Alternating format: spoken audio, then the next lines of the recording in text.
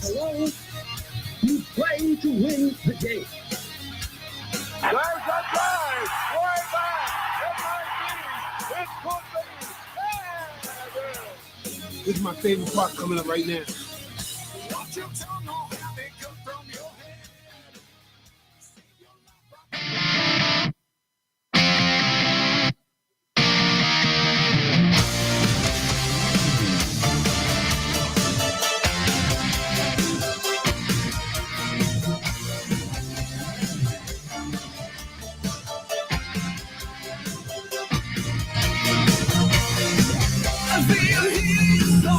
All right.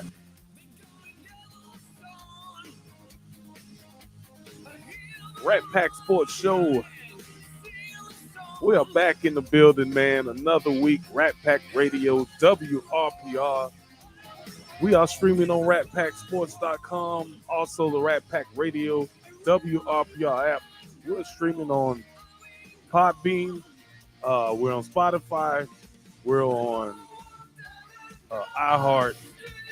We're on a bunch of different platforms, man. So if you want to listen to us, you can find us. You can find our podcast on Podbean, Rat Pack Sports Show.podbean.com. And you can also find us on Spreaker as well. So that is that for that. And we are on Twitter at Rat Pack Sports with the Z, not a S. We changed it a while back. So it is Rat Pack Sports on Twitter as well. Here's our Twitter here at Rat Pack Sports. This is our Podbean, Rat Pack Sports Show.podbean.com. And we're going to have a good show for you guys lined up tonight. We have NBA playoffs or play-in game. It's not really the playoffs in my eyes because it's not really a playoff game because it's a play-in game. But we do have that. We got AEW wrestling. I'll be, flicking the channels back and forth. And we also will be talking some NBA with Rat Pack Sports Show NBA Inside of Nicholas Lane. We will also be talking a lot of NFL with Boss Hog Sean Naylor. We will have Mr. William Graves, Rat Pack Sports Show's major contributor to the show. That's my guy, Mr. William Graves. He'll be calling in. We may also have left field correspondent Carlton Cook drop in. We may also have a few other people drop in. If you want to call in, you can call in to the Rat Pack Sports Show call-in number, which is 727-565-1585. We will take calls in about maybe 20 minutes, but people can call in as well. So we are here, man. It is Wednesday night, and as I said, we will have Nicholas Lane here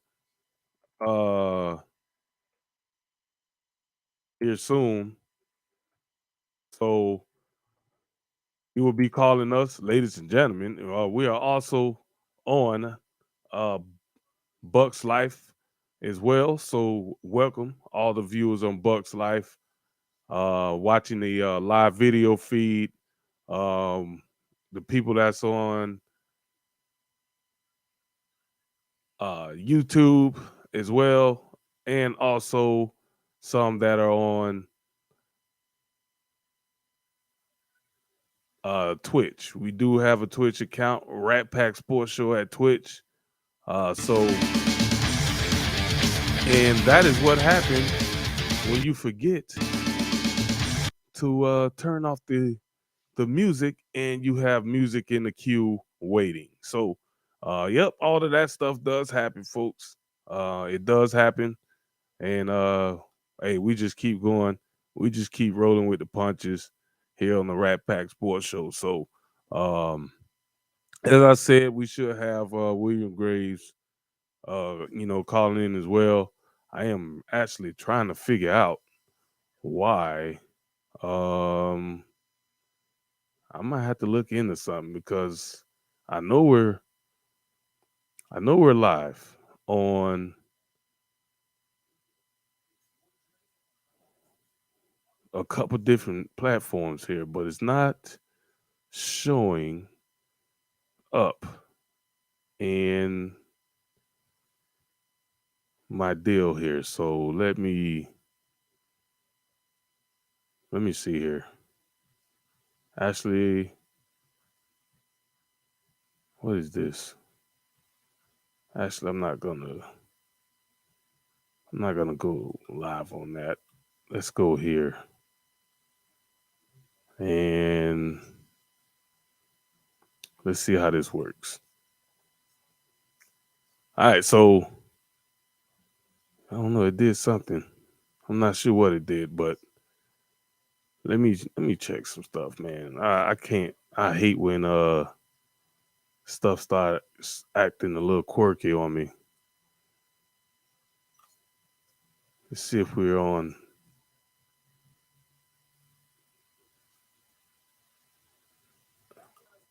I got my guy. My guy is watching one of my good buddies on YouTube. My man.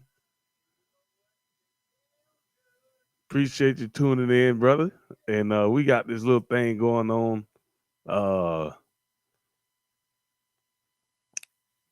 Anybody that watched the whole Kawhi Leonard situation when he was being interviewed and he did the little creepy laugh.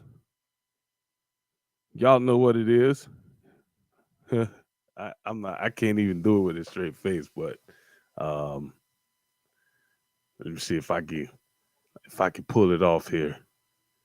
I didn't even know where you at. I can't. No, I can't do it. I can't do it because I'm on camera, so I want to keep from laughing. I'll have to do it in my natural form. If I do something that is funny, then you'll hear it because I'll just bust it out right out of a laugh. Okay, so let's get the show on the road though. But I do appreciate my guy, my dude for listening. Appreciate him for all that. But I gotta check and see if this video link is working in one of my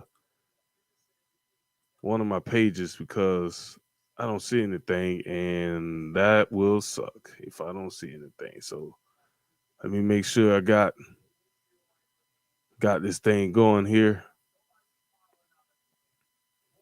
If not, then we're gonna have to figure something out. I don't even know where you're at. Yeah, see, I don't see it. So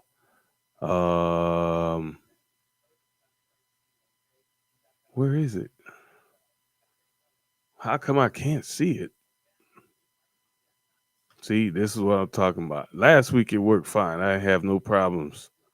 This week, I'm having an issue here.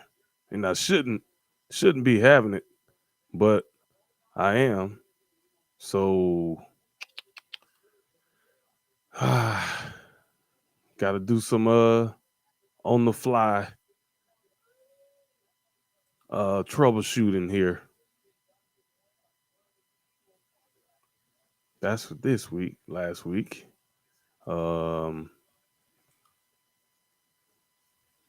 It's saying I'm live, but it's not showing up.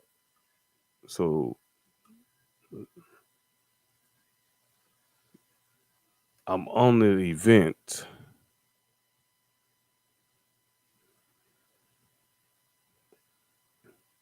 Yeah, see, I don't understand none of this. Last week it was simple. It was simple last week. I guess what I'm gonna have to do is I'm gonna have to go about this in a different light. Actually, hold on. You know what? I think this might be. Let me see something here. I think it might be live on the. No, it's saying video is unavailable. That is YouTube. All right. So let's see. This is where I got to go at. I got to fix some stuff up, fellas, ladies and gentlemen. But while I'm doing that, I'm pretty good at multitasking. So we'll get into some sports and we'll talk a little bit on some things until I figure this deal all out because I'm not even sure what is going on. Like I said last week, bro, I had no problem last week. But now it's not showing live. Maybe let's see. If you're on, okay, so that is the YouTube. I'm on there on the old tube. And that is that. That is Rat Pack Sports. It's doing the same thing. No video feed. That is weird. That is very weird. Only video feed we have right now is YouTube. All the other places that it's supposed to be sharing to, there's no feed. So I gotta fix that for you guys, man. I know y'all want to see my beautiful face and everything, so we got to get that figured out. We got a call here, so we're gonna go to the line. Ladies and gentlemen, we're gonna just bring them on in. We're gonna welcome them into the show, Rat Pack Sports Show, NBA insider, Mr. Nicholas Lane. What is going on, brother? What is going on? It is play-in tournament time. Patrick Beverly just feels like he won the NBA Finals, and we got Charlotte and Atlanta playing. Then you have the Western Conference with the Pelicans and Spurs tonight too. Yeah, I did catch the back end of that game last night. I didn't catch the whole game, but I saw probably the last maybe a quarter and a half of it. And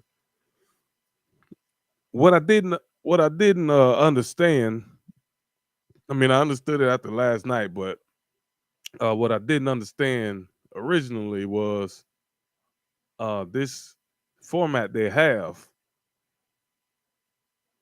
Is there a okay? So is the loser out, or do they play like?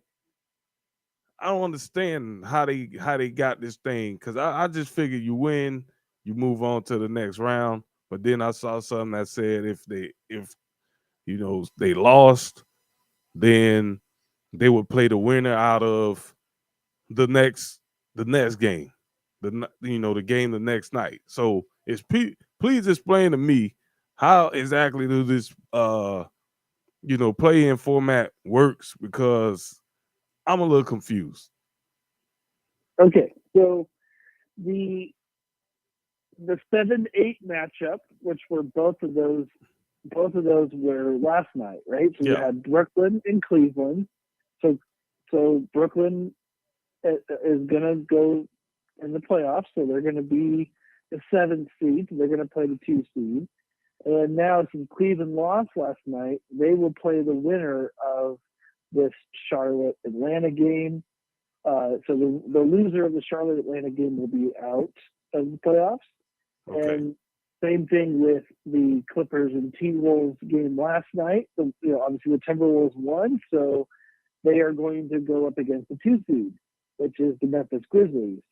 Then, now that the Clippers have lost, they have to play the winner of the Pelicans Spurs game tonight. And of course, the loser of that Pelicans Spurs game is out. Okay, so win or lose, you still have another game. At least for the Clippers. Now, obviously, whoever loses in tonight's game does not have another game Because they will were be a the lower lower. seed. Okay. See, that is what threw me off right there. Being the low seed, exactly. How does that all work? Because I was confused. I'm like, hold on. So you got somebody they're still in it, even though they lose, but not now that you explained it, if you're a lower seed and you lose, you out. But if you're a lower seed and you win, you still in unless you still in if you lose as a higher seed unless a seed higher than you win. Is that how it is? Right. So if you're in the 9-10 game, which is the Pelicans and Spurs, and of course the Hawks and the Hornets, you have to win 2 games in a row to get into the playoffs to get that 8 seed. And then, of course, the 7 or 8 seed, whoever loses, they only have to win 1 game out of those 2 that they play in order to get in. That's how it works. Okay, I think I have it. But, congrats to the Timberwolves. Like, I watched that whole first half, and then we went. My girlfriend and I went to a movie, which we saw. We saw an awesome movie last night, and we saw it until halftime. And it was a great game. It was a playoff atmosphere. The whistles were very tight for calling fouls. So I mean, it had all that playoff atmosphere. I saw on the show last week that the only way that the Timberwolves can win anything is if Anthony Edwards goes off for them. I predicted that wouldn't happen, and I was wrong. So again, I was wrong about Anthony Edwards, and he looks like the player that they drafted him number 1 overall to be. A guy that if Towns has a bad night, which obviously he had a horrible night last night, he can still get you to win a game. And that's obviously not important. And, Minnesota was able to do it. Hats off to them. Like, obviously the reason why Patrick Beverly was celebrating the way he was, he was an undrafted player. He wasn't heralded in college. He played overseas a lot. He's bounced around from a couple teams. And he's a pretty specific player of what his skill sets are. The guy's a bad shooter. I mean, yeah, he can hit some threes here and there, but he's really not a good shooter at all. And he's not this, great prolific passer, but he is one of the peskiest defenders in the league. And he's that type of player that gets your team to play winning basketball. Now, obviously he talks too much, and it kind of gets him in trouble with some players, just like his rep. But I would say for the Clippers to give up on him, that they didn't want to give him the contract extension he wanted or a new contract he wanted, and he said, "Okay, trade me because other teams want my value." A team like the Timberwolves, it makes sense because they haven't won anything for a long time. They haven't made it past the first round since 2004. So the fact that Beverly was a big part in them winning last night, for that young team and that city of the fans just really wanted to see a win so bad. It's a great thing for them. And Memphis will probably, toast them pretty good in the first round is what I would guess. But for them to be there, I think that's fantastic. And to put the Clippers in a 1 game or an out scenario, I mean, the Thunder have really got to be rooting for that to happen because, the Clippers lose both games. And now all of a sudden, the Thunder at worst can get the 12th pick out of the first. This is only the first draft pick they're able to go get out of the Paul George trade. So at the end of the day, if they lose tomorrow night, or no, they lose Friday, then, all of a sudden the Thunder have a little bit of a chance for that Clippers pick to be in the top 4, the top 5, and at worst the 12th pick. So I think Thunder fans are going to be really rooting for the Clippers to lose that second game. And for me as a Thunder fan, of course, I want to see that. But it also proves that even though the Clippers made it to the Western Conference Finals last year, that when you get these superstars, because the league is so talented, it doesn't guarantee you a championship. I'm really enjoying as a Thunder fan about how the Clippers are not, they haven't won a title with Kawhi Leonard and Paul George. They're pretty cap strapped going into these next couple of years too. And they just traded for Norman Powell. Now, yeah, they didn't give up much to get Norman Powell and Robert Covington, but they're cap strapped with Norman Powell, Marcus Morris, and Luke Kennard on top of Kawhi and Paul George. So, it's kind of like if this Clippers team, they got about one more year left until it might get completely blown up. And now all those picks that are unprotected from that Oklahoma City Thunder trade with Paul George, now this becomes like what the Lakers could be if they're completely imploded for all this New Orleans picks. Yeah. And, watching that game, and I got a comment here from somebody that's watching on the YouTube stream, who was saying that he thought Karl Anthony Towns laid an egg last night. And I wouldn't necessarily say laid an egg. I mean, he didn't play well, but he was in foul trouble and he did foul out. So, I mean, that all has a huge impact on, how he plays and his performance. But as you said, them being able to rebound and win that game after, Karl Anthony Towns had been sitting on the bench that long, I didn't think they would do it. Personally, I thought the game was over with. But they kept fighting and did not realizing, and this is why it is always cool to have, all these playoff games on TV, because most of the time we don't get a chance to watch these teams at all during the regular season. We don't get a chance to watch them, and what happens is we don't know exactly how good these teams really are. So at the end of the day,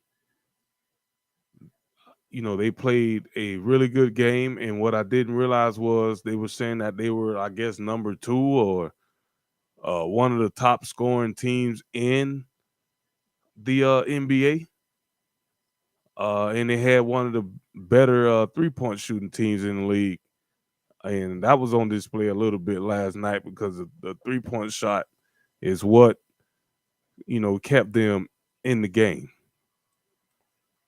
Well, what kept them in the game as well is, how lightning hot Anthony Edwards can get. And that was just a big deal because, you put the ball in his hands, you give him any kind of daylight, that shot's going up. Yeah. And when you get Towns off the floor and D'Angelo Russell might be passing a little too much, when he honestly should be shooting more, because then you're putting into the hands of Malik Beasley and Jaden McDaniels, Jalen Noel, and Naz Reid, and it's not. I mean, Derek, you just heard those names. It's not proven, right? So if it's not proven, then you've got to have those other 2 guys pretty red hot in order for it to offset. How bad Towns played last night. I mean, in my opinion, Jaren Jackson is probably a top 5, a top 6 defender in the league. The guy's one of the best shot blockers outside of Rudy Gobert in the NBA. There's no doubt about it. But he's not a big, bulky guy. And I don't think he's a big banger down low. But the weird thing about this is that Towns is not either. So if you put Towns on Steven Adams is is a top 5-6 post defender in the league. And I think Towns is going to have a lot of problems with that. He's going to have to take him out to the outside, which Towns is at his best there. But usually when you put your 7-foot center to dominate, you want to dominate down low. And we're going to see in that series that it's different because Towns doesn't feast like that. Like, he's a face-up guy. He hits mid-range jumpers. He hits threes. He drives to the lane. He doesn't create his own shot in the post. That's not what he does. And so I think that series is going to be pretty interesting. And the team defense that Memphis plays could potentially eat up players like D'Angelo Russell and Anthony Edwards. The only way I think the Timberwolves have a shot in that series versus Memphis is, they got to have Towns really dominate some games. Otherwise, I can see some really good perimeter defense out of the Grizzlies that could take a guy like Edwards or Russell out of the game. And outside of those three guys, their best offensive option is Patrick Beverly. We just got done talking that you really can't rely on his shot. He's not a good shooter. It's not what he's in the league for.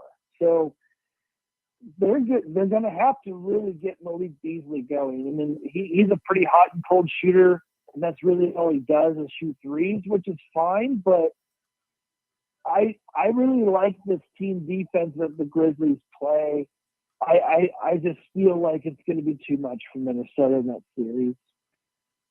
Yeah, it was, they're a young team, and they're a young and developing team. So just to see them in this situation is always, a good thing for them as far as, you want to see the growth of the organization and, what the plan they had in place, all the trades they made and all of that working out in their favor. But, getting through that next round, as you said, definitely is going to be tough. I don't think anybody that is, that's watching basketball we know for a fact that it's going to be a struggle for them. Well, the way I look at it is, this sounds the matchup of Kyle Anderson versus Anthony Edwards, two completely different skill sets, completely different reasons why they're even in the league. And they're going to be a huge matchup. I mean, Kyle Anderson's actually, he's a really good defender. He has long arms. He's pretty quick with his feet on defensive end. On offense, he's not. But I think he has the potential to really make life kind of tough for a guy like Anthony Edwards. Make him settle for long shots, definitely be contested. Kind of bump him around more often and make him have to work for his shot. And you got a guy like Desmond Bane, who I feel like could be on D'Angelo Russell probably a lot in that series, where you could put John Morant on Beverly or, however that goes, because John Morant's not known for his defense necessarily. But, a guy like that, Desmond Bane, he could, I think he could make D'Angelo Russell, it could be harder for him. So I really give the Grizzlies advantage there. And I think that's a 5-game series unless Karl Anthony Towns can win, with what they call, the Giants and the Sticks down there, even though Towns is a Giant himself, but he doesn't play like one. He plays differently. He's effective a lot differently. And I think it's going to be tough for Minnesota. That's my prediction in that series. I think it's Memphis in 5. They're better coached, and they have better personnel for what they do. They have better depth. And I feel like their personnel matches in the favor of Memphis there against Minnesota. Yeah, overall, I think, and I think we all could agree to this. It's just a really, tough matchup for them. Grizzlies, tough team with or without Morant. They're tough. We've seen them play without Morant, and they're a problem. With him, they're even more of a problem. They just have a well balanced team, and with being that well balanced, they have a lot of depth. I think late in the season we was talking about Memphis depth and how much production they get the further down they get on their bench, and I think they had about 7 people that was averaging double figures, which is crazy for any team that has that many people averaging double figures.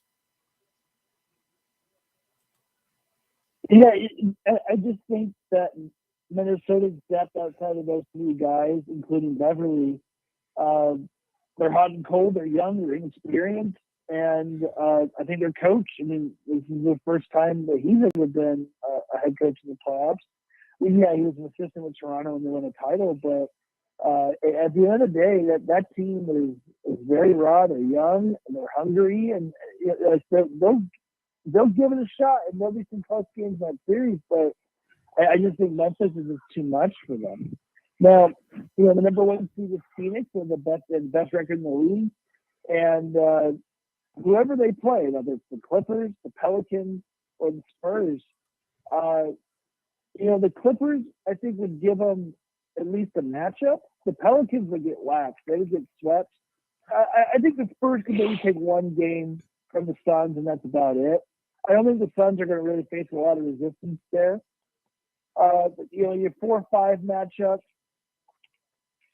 if I'm wrong, but Utah would be in there, and then you got Dallas. Would that be? I think the Warriors are the 3 seed, right? Yeah, I think you're right. Is it 4-5? Yeah, let me check.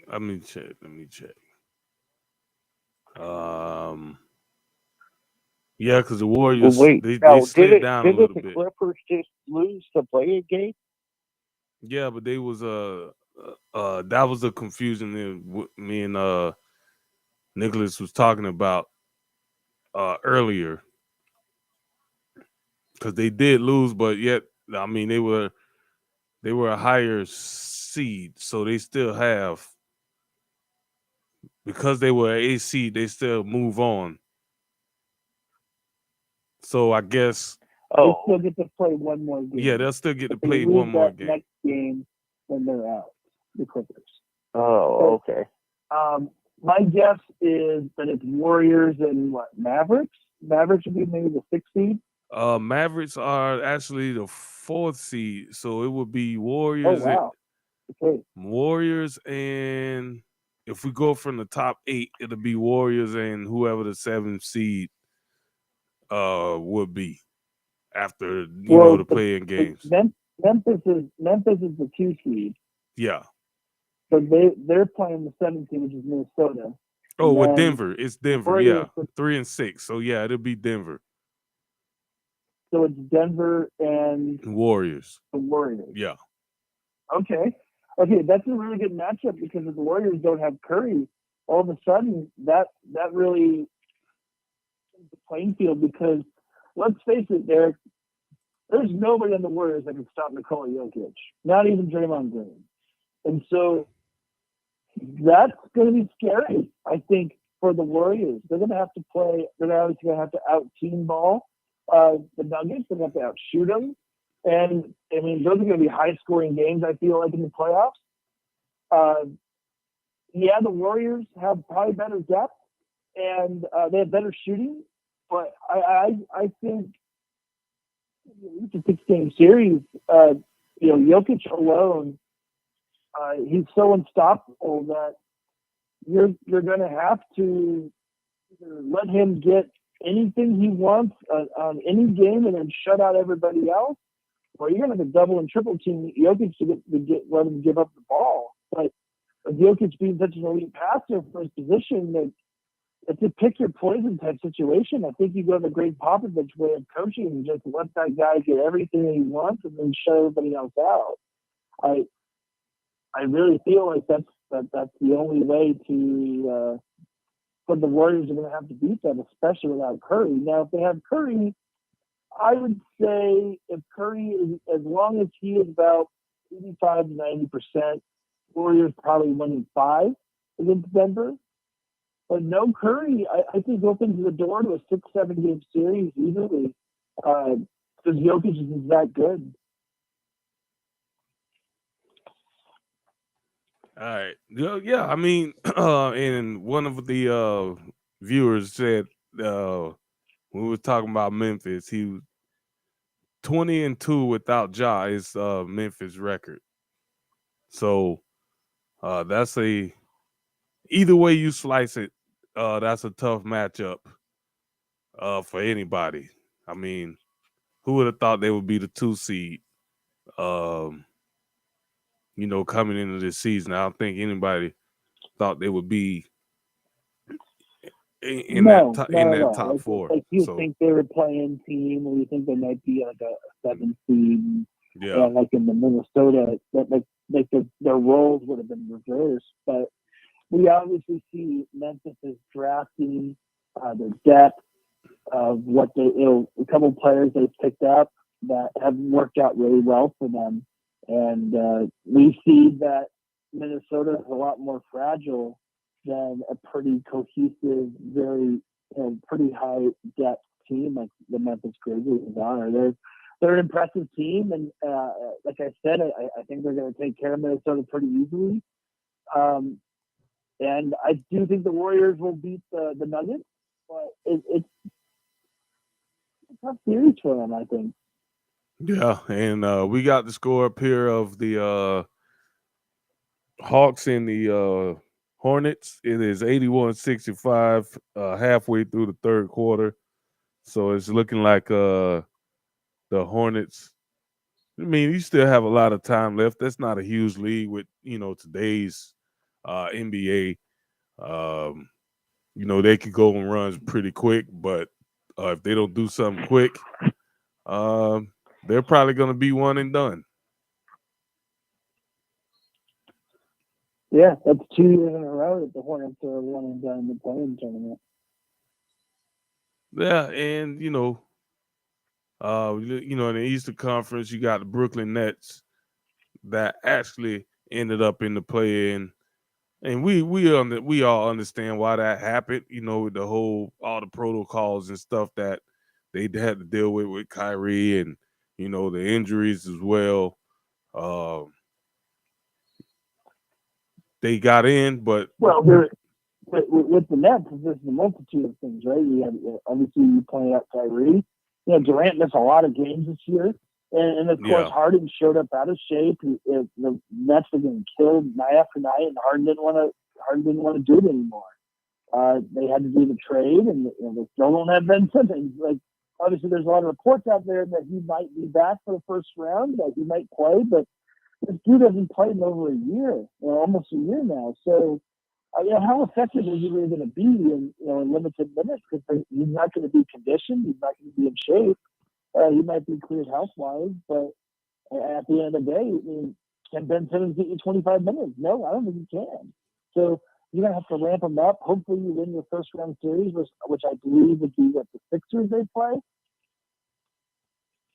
Yeah, it's the Sixers.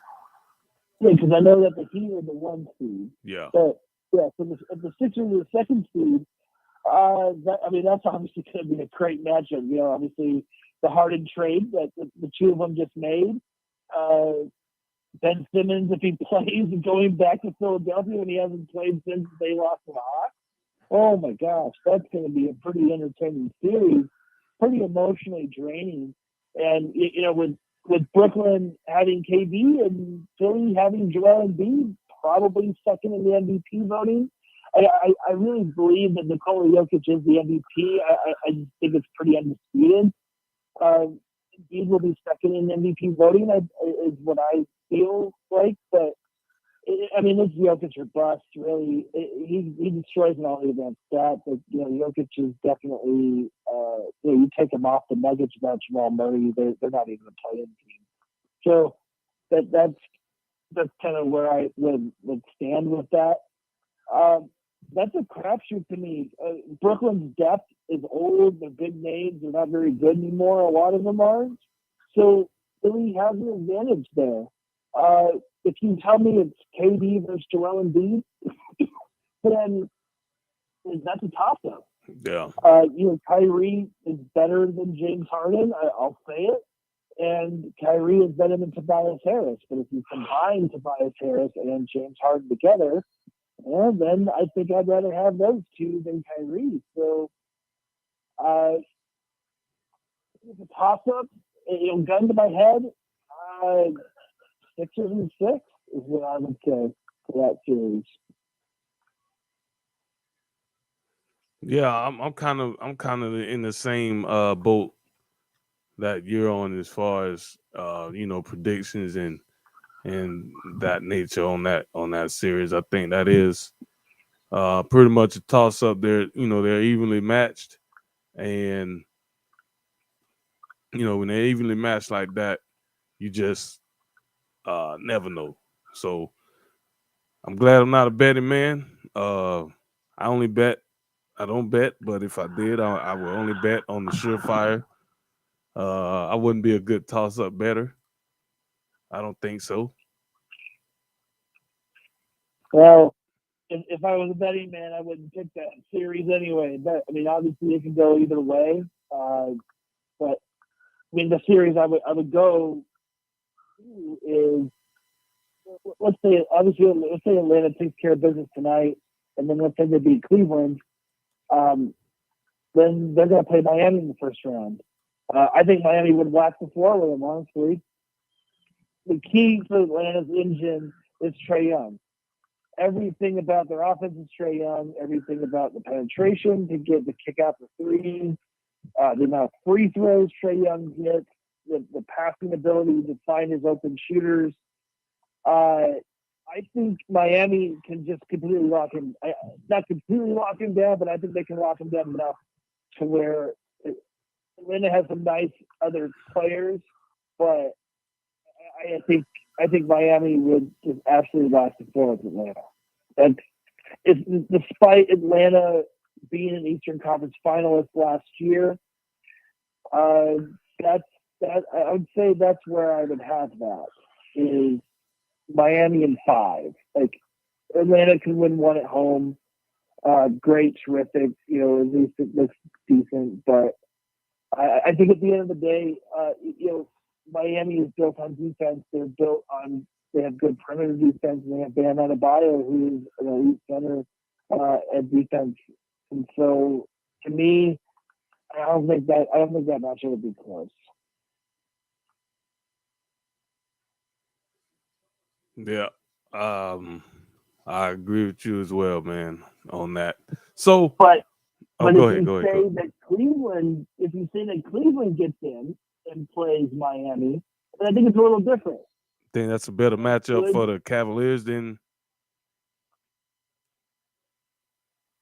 I feel it's obviously Cleveland wouldn't win the series, but I think he would give Miami a harder one because they have depth in the front court. They have Darius Garland, who is kind of a similar player to Trae Young, maybe a little taller, but they have all right shooting, and they have great center production. They have Evan Mobley, who arguably could be the Rookie of the Year. I think he's the favorite to be Rookie of the Year.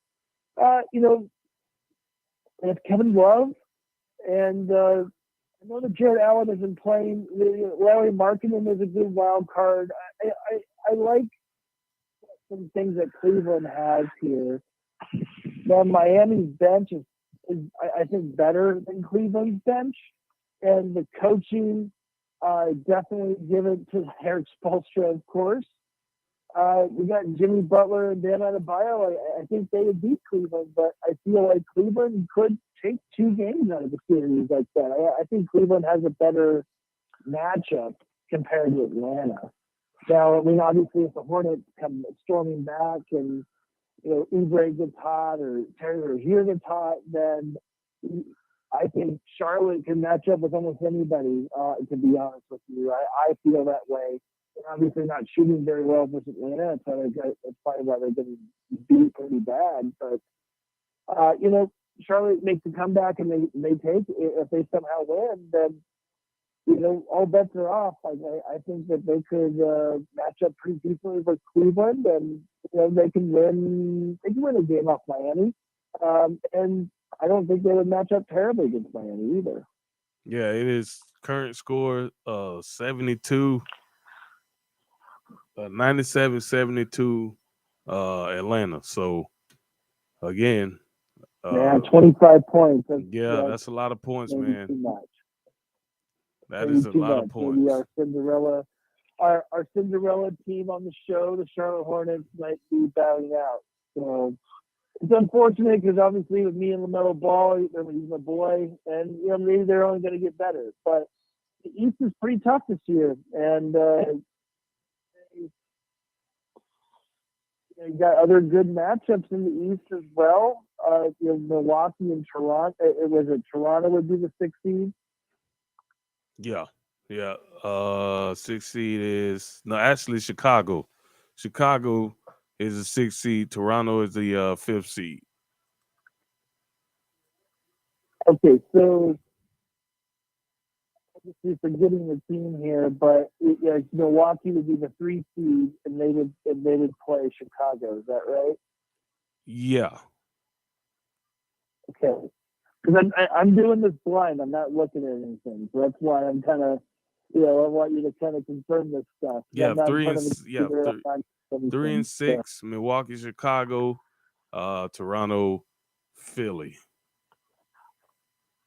Toronto and who? Philly, 4 and 5, right? Is that right? Yeah. Who's the 2 seed? Boston. Oh my gosh, Boston! See, this is why I need you. So now we have to go back because now we have Brooklyn versus Boston. I was breaking down thinking that Philly was a 2 seed. Oh my gosh, I am losing it. So, all right, so let's break it down pretty quickly about Boston versus Brooklyn. Pretty evenly matched. 2 stars versus 1 star and 1 really good player. Like Jaylen Brown's not a star. I think he's a really good player. Yeah, he's been an all-star, but I don't think he's in that echelon. Marcus Smart, defensive player of the year. Who would have thought that? And Ime Udoka, we criticized him. We bashed him pretty hard at the beginning of the season. And look at that. And after the All-Star break, they barely could lose. Yeah. So I would say Brooklyn is rather had Kevin Durant in a 7-game series instead of Jason Tatum. I know that might offend you, Derek, because I know you're a huge Jason Tatum guy, but I would say I would rather have Durant than Jason Tatum in a 7-game series. Obviously, I would rather have Kyrie than Jaylen Brown in a 7-game series. Boston's going to boo the crap out of Kyrie Irving. That's going to be very entertaining to see that. Steve Nash versus Ime Udoka in coaching matchup. Steve Nash is not Steve Kerr is just obviously an amazing. He's a really good coach with all this great talent that he's had throughout the whole time I've even been on the show. Where Steve Kerr has all his talent, Steve Nash has all his talent. I don't know if he's there yet as a coach. Udoka was a terrific assistant, mismanaged everything, I think, at the beginning of the year, and the team has somehow turned it around. It usually doesn't always go that way. So I think that coaching matchup is toss-up. You can't really tell me, to be honest, who has the edge there. Who's a better tactician coach, who's going to sub better. I think that's going to be a toss-up. I feel like Boston's the hottest team in the league outside of Phoenix. So I think that'll go Boston in 7 games. I feel like it's going to be a pretty good back and forth series. But it's probably barely Boston in 7 games is what I would predict that.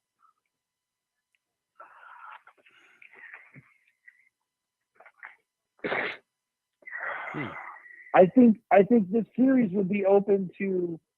You don't have to agree with me here because I feel like that's a pretty close series. No, I'm not disagreeing with you. I think it will be a close series. If that end up being a matchup, more than likely it will be. So I do think that would be a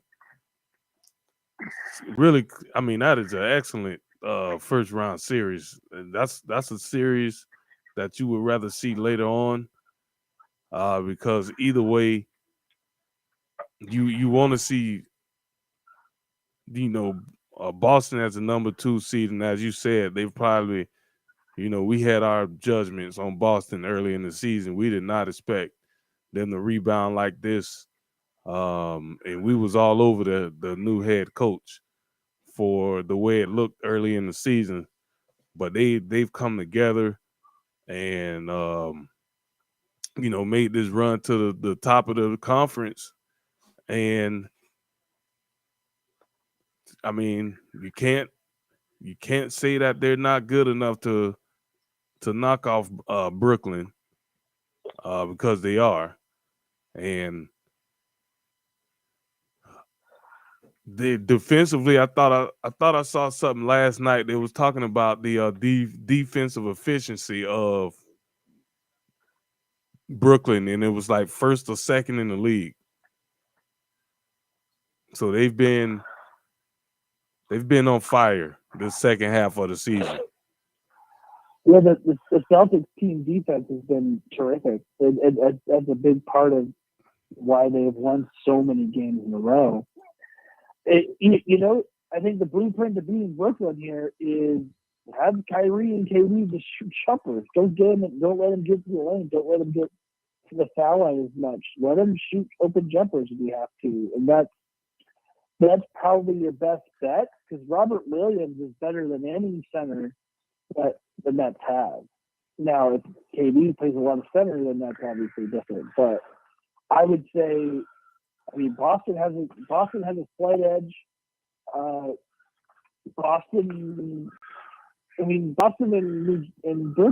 Brooklyn are not known as these just terrific 3-point shooting teams that are just going to shoot you out of the gym.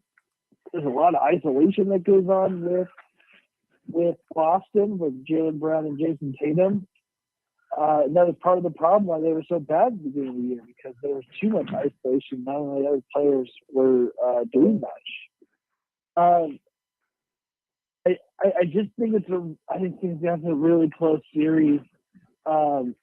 Milwaukee and Chicago, as much as Chicago is a good team, they don't have Lonzo Ball, and he's not coming back. DeRozan has worked really hard to get him to where they're at this season.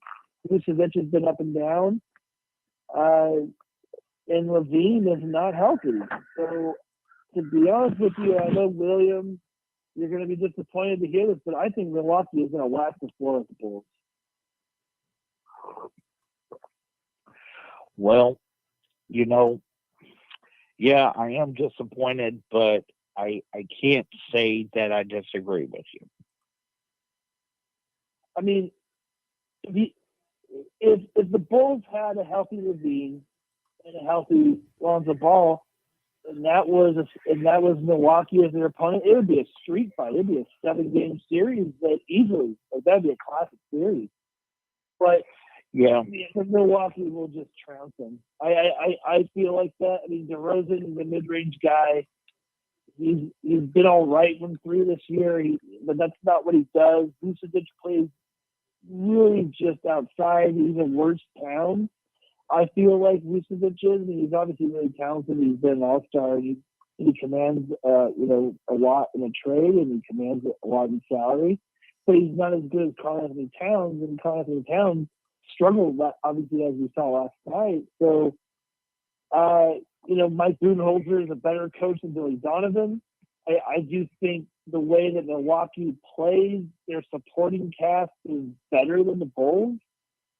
I just don't think I just don't think that's much of a series. I mean, Grayson Allen, Pat Connaughton, those guys can really light it up from three. And you get the wild card of Brook Lopez, and that's obviously not including Giannis and Drew Holiday and Chris Middleton there. So to me, that's a 5-game series. I don't think the Bulls even win 2 in that series. I think that one. I won't really. I was actually giving them 2 games. I really was. I was giving them 2 games. And what you just touched on with the supporting cast and everything. I mean, let's face it, Milwaukee's bench is better than Chicago's. And it is. It's just facts. I mean, I'm a diehard Bulls fan, but I'm also realistic here. That, yes, I'm still going to pull for Chicago, but at the end of the day, I'm not expecting Chicago to win, and this is I guess you could say, the sports side of me, the realistic side of me, coming out that, I don't think Chicago has that good of a chance to beat Milwaukee. Levine's health can definitely swing an extra game here and there. I guess it's just going to depend on how he looks. Now, the three main guys from Milwaukee's bench, George Hill, Grayson Allen, and Pat Connaughton. Those are the 3 main bench guys. Where in Chicago you have Kobe White, you have Ayo Dosunmu, the rookie point guard, and you have Javonte Green normally starts for them. I think there's one other guy I'm missing. Thaddeus Young is on the Bulls. Yeah, he's on Toronto. Sorry, I can't think of another Bulls bench player that is worth mentioning that you have to worry about. Where Grayson Allen and Pat Connaughton are lights out shooters at the moment. Kobe White is one of the streaky shooters, not a lights out guy. And that's where I think there's a difference in the playoffs, where you don't want to leave Connaughton and Grayson Allen open as in the second unit, where Kobe White, you get caught, you're screwed. If you can go 2 of 8, too. I mean, it's pretty easy for him to go either direction. And so I would rather rely on guys that are going to go 4 of 9, 4 of 8 from 3, and compared to a guy that can either hit 10 threes or go 2 of 11. That to me is a big difference in a matchup like that. Where DeRozan's going to get his, and Vucevic is going to get his. It depends on Levine. If Levine is not healthy, they're going to get smoked. If Levine shows that he can go through the series and he's still pretty effective, you're right, William. They can go 6 games. Yeah. The thing is that I really do think that the ball injury, I think that hurts more than what a lot of people want to even acknowledge, because DeRozan has come out. He has put up great numbers in games but as we all know, the playoffs are just a different beast altogether. They really are.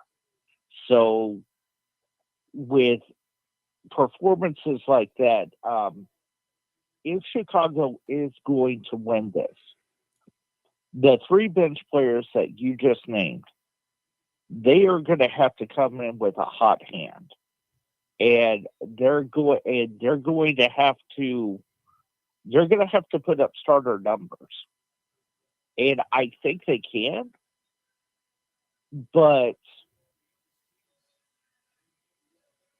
I don't know if they're going to be able to do it for the length that they're going to need to do it in order for Chicago to beat Milwaukee. And what I mean by that is that I think that they're good for the hot hand for 1 or 2 games. And I think those are the games that Chicago wins. Now, they could surprise me. And do an entire series with a hot hand. But,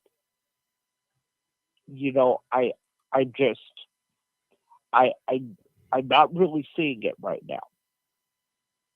I could be wrong. How I would describe why I would say Bucks in 5 is, as much as the playoffs favor a guy like DeRozan, it favors more like with guys like Giannis, Middleton, and especially Drew Holiday. It favors those types of players where it doesn't favor Nikola Vucevic. I'm sorry, it just doesn't. He doesn't get front court in foul trouble. He would rather be on the outside than the inside. And the Bulls don't really have. They have Tristan Thompson. We could get a good laugh out of that as his backup center. I'm sorry, Tristan Thompson's not that. He's not a good player anymore. And so if that's your backup center, you're in trouble, man. Like I don't know what else to tell you. You're gonna get smoked. Like Brook Lopez. There's 3-point line, and he is gonna drain threes. And Thompson is not a guy you want to have him dragged out there. During the Warriors and Cavs series, we talked repeatedly during the finals, saying that the Warriors are going to run laps around Tristan Thompson. It's not even close.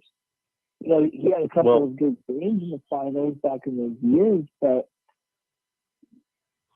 it's not even close. What the difference is. Well, the thing is that with Tristan Thompson, he's good. He's good for a few minutes. He's good for a few minutes every game, and that's not what Chicago needs right now.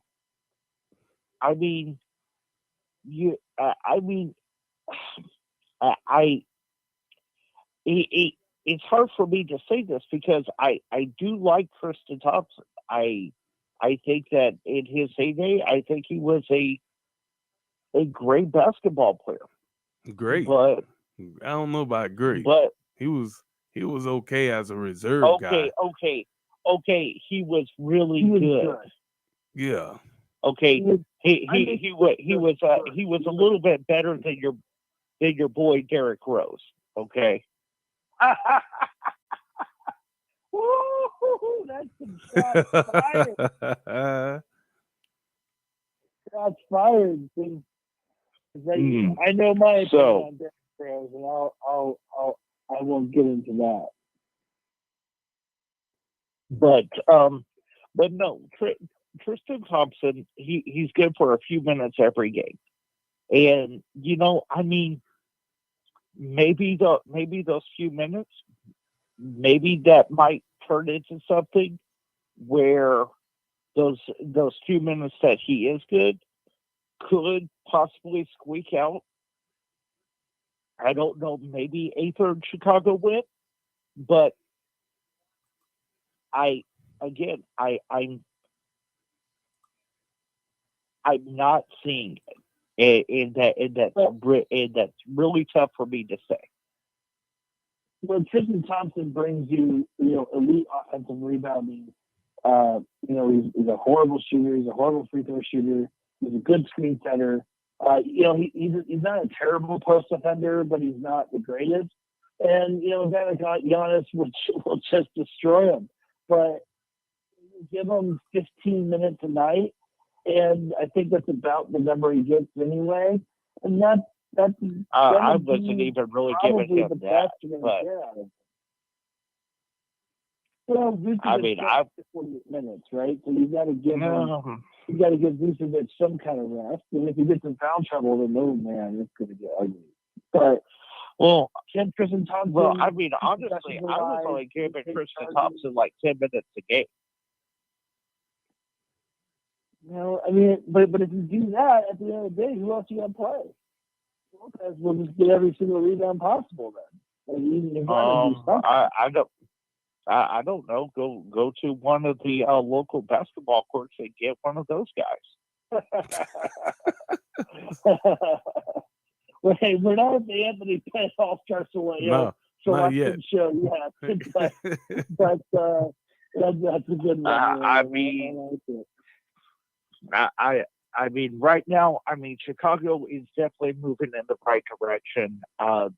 The trade for Ball, I was on record about this.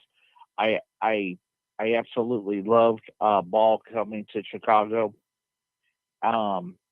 And DeRozan, he has been a pleasant surprise this year, and I really do hope that he keeps it up even after Ball gets back, because I think with those three guys, Ball, DeRozan, Roos, and those three bench players that you named, I think. The guy I didn't mention is Alex Caruso. Now that guy can't shoot with a lick, but he can provide some tough nosed defense and some hustle plays, and he can do some tangible stuff. He's like a Beverly, and it's really what he is.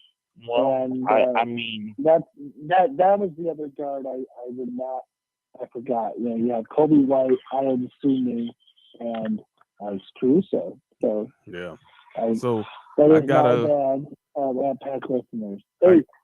I gotta. Just kind of came across my mind about where they're at. Well, playoff seeding wise.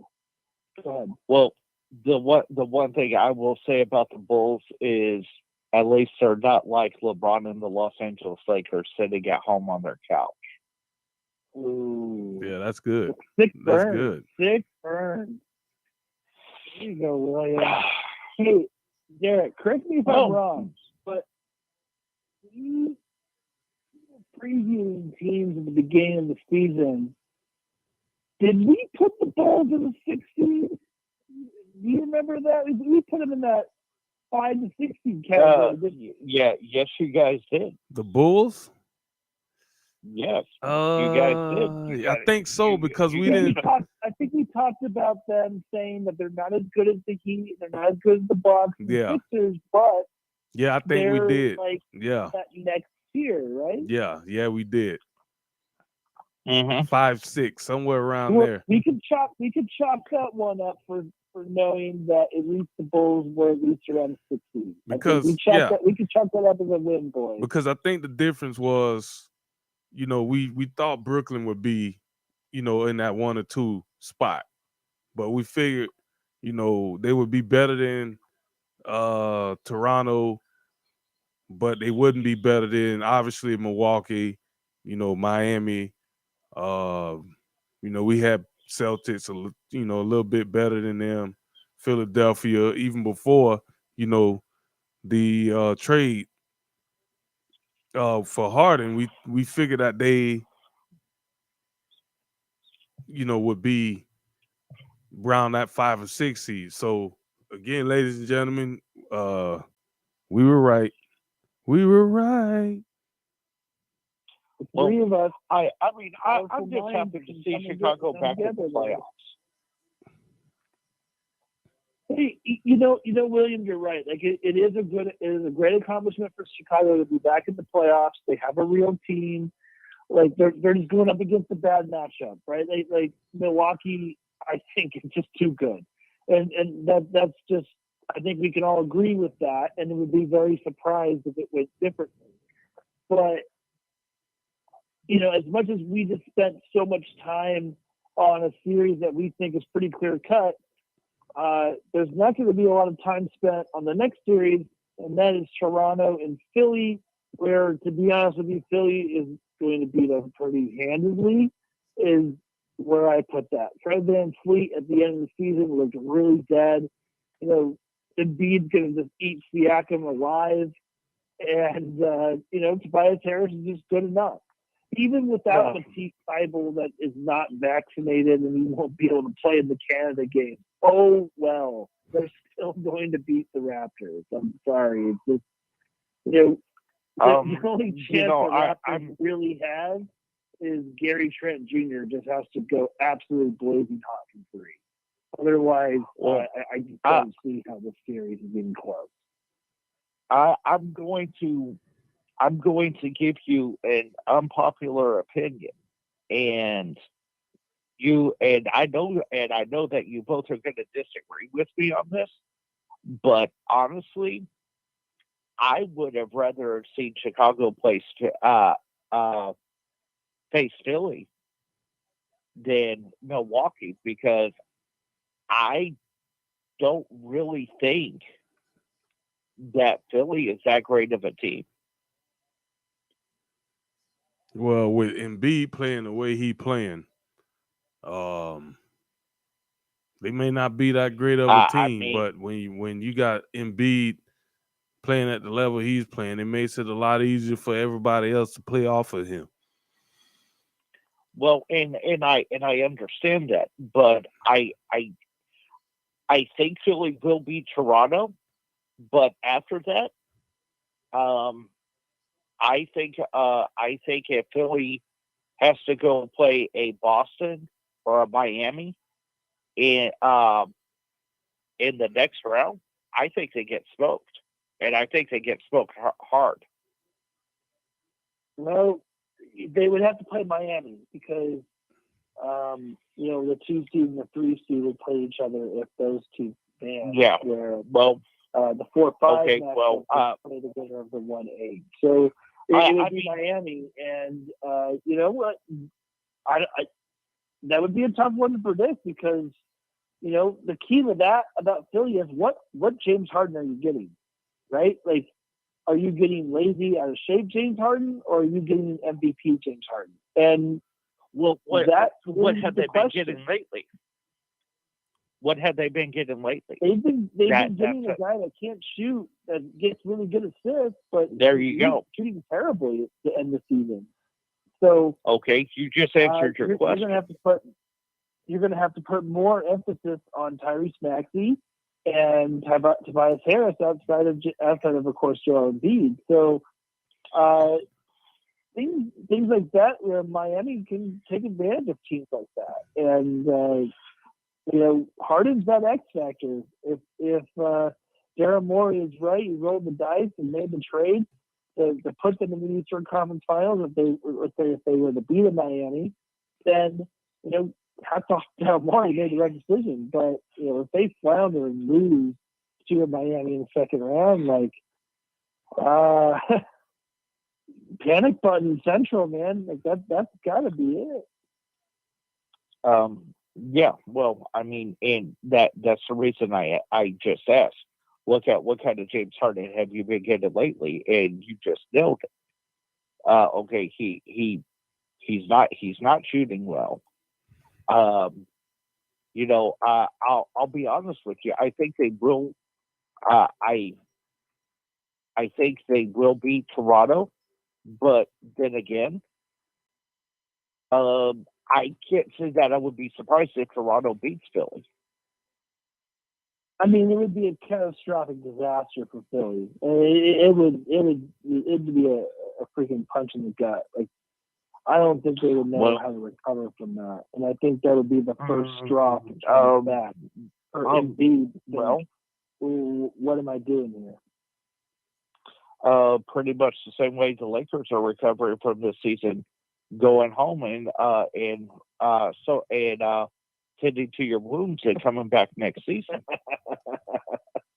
Oh, William, you're pig piling on the Lakers. You know, Undertaker music has already been put on the Lakers. Yep. They're you- toast. Well, There's you know what? Lakers I'm they're just- irrelevant. Well, I'm just going to say this, okay? A certain player that plays for the Lakers talked all big and bad all season. Just wait, and we'll show you what we got. I'm still waiting to see what they got. You know, they got a freaking mess on their hands. Is really what they have. And now this certain player wants to be the coach, the head coach of the Los Angeles Lakers. I You want to don't talk find about it funny. catastrophic?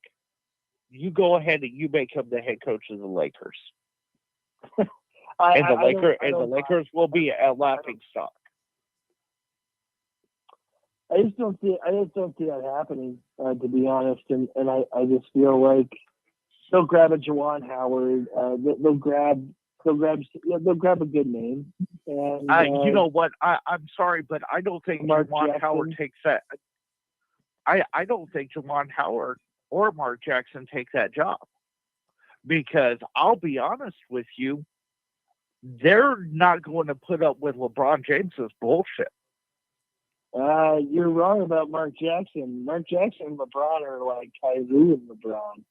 That actually would be the Lakers. That would actually be the most LeBron James hire we could ever see, is if Mark Jackson gets out of the booth to coach the Lakers. You know what? I'm no sorry. I ties have to. the organization. He's not a former player of the Lakers. He's a LeBron guy. Yep. They are best buds. They have been. It's been very apparent when it comes to, obviously, Mark Jackson being on the media side. Yeah, LeBron has but a big soft spot for Mark Jackson. Okay, but the thing is that okay. Yeah. Oh, all right. I'll give you Mark Jackson and LeBron James are friends, but They're my best do friend. you really think that? Do you really think Mark Jackson's going to sit back and let the Lakers run like they have been? Yeah. Because I don't see that. Yes, I think so. I think so, because Mark Jackson is a yes man, like we talked about last week with Tyree. Okay, then Mark firmly believe Jackson is maybe a 1 or 2 year coach. Yeah, he's essentially as long as LeBron is there, because he's not a developmental coach. I can guarantee you that. He's kind of like a Jeff Van Gundy. It's kind of what he is. He's a defensive dude. He's a player's coach. Like, he's not exactly this guru. Believe me, he's not. But Okay. well, Laker fans, that's essentially the Lakers doing everything they can to have LeBron stay there. Okay, so in other words, what you're telling me is that for the next 2 years, the Lakers ain't going to be crap. Okay. I think you're right about that. I don't think hiring a Mark Jackson would translate into wins for the Lakers. They have roster problems. They have front office problems. They have to get rid of. They have roster problems. You got three guys that are making either close or over $100 million on contracts. One of them didn't even play half the season and everything. He's just a name. You got another one that, let's face it, that if you look at his clips and his highlights, he looks like a freaking junior. He looks like a junior varsity basketball player, and that's Westbrook. Okay, air balls, trying to pass to God knows who, and the ball going into the stands. And then you got King James, okay, that broke his pinky nail and he was out for 5 weeks. Really? This is what the Lakers have turned into. I'll tell you, William, Anthony Davis makes $38 million next year. Westbrook is over $40 million. And, of course, you got LeBron at whatever his max money is. I don't have that number in front of me again. But, I mean, it's no secret that supporting cast of the Lakers didn't work. It's no secret. Well, I just think it's great that the Lakers are paying their cheerleaders so well. I was going to say that it's no secret also the coaching turmoil with the front office, with how the Lakers brass, like we talked about early in the season, about how Kurt Rambis somehow still has a lot of say when he is not even in the picture. It's things like that really dismantled the season, that they sent Frank Vogel out the door as fast as they could. I think it's just more than on the court is what's wrong with the Lakers. Guys like Kurt Rambis do not need to be making or telling people to make decisions. That guy doesn't know anything anymore. It's pretty unbelievable that he has some kind of sway or wherewithal in the organization to, make people do what he wants them to do. That's ludicrous to me, and that's a big reason why the Lakers are going to be held back, I feel like. Well, and you know what? And I mean, and that's the sway, that is probably going to wind up leading to Mark Jackson getting hired. Because because I have to be honest with you, I knew that him and LeBron were friends, but I didn't realize that they were that close. But if they are that close, then yeah, Mark Jackson will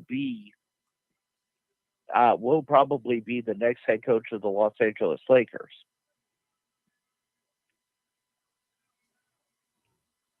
And the next head coach in name or in title, LeBron will probably be running it, and they will continue to do horrible.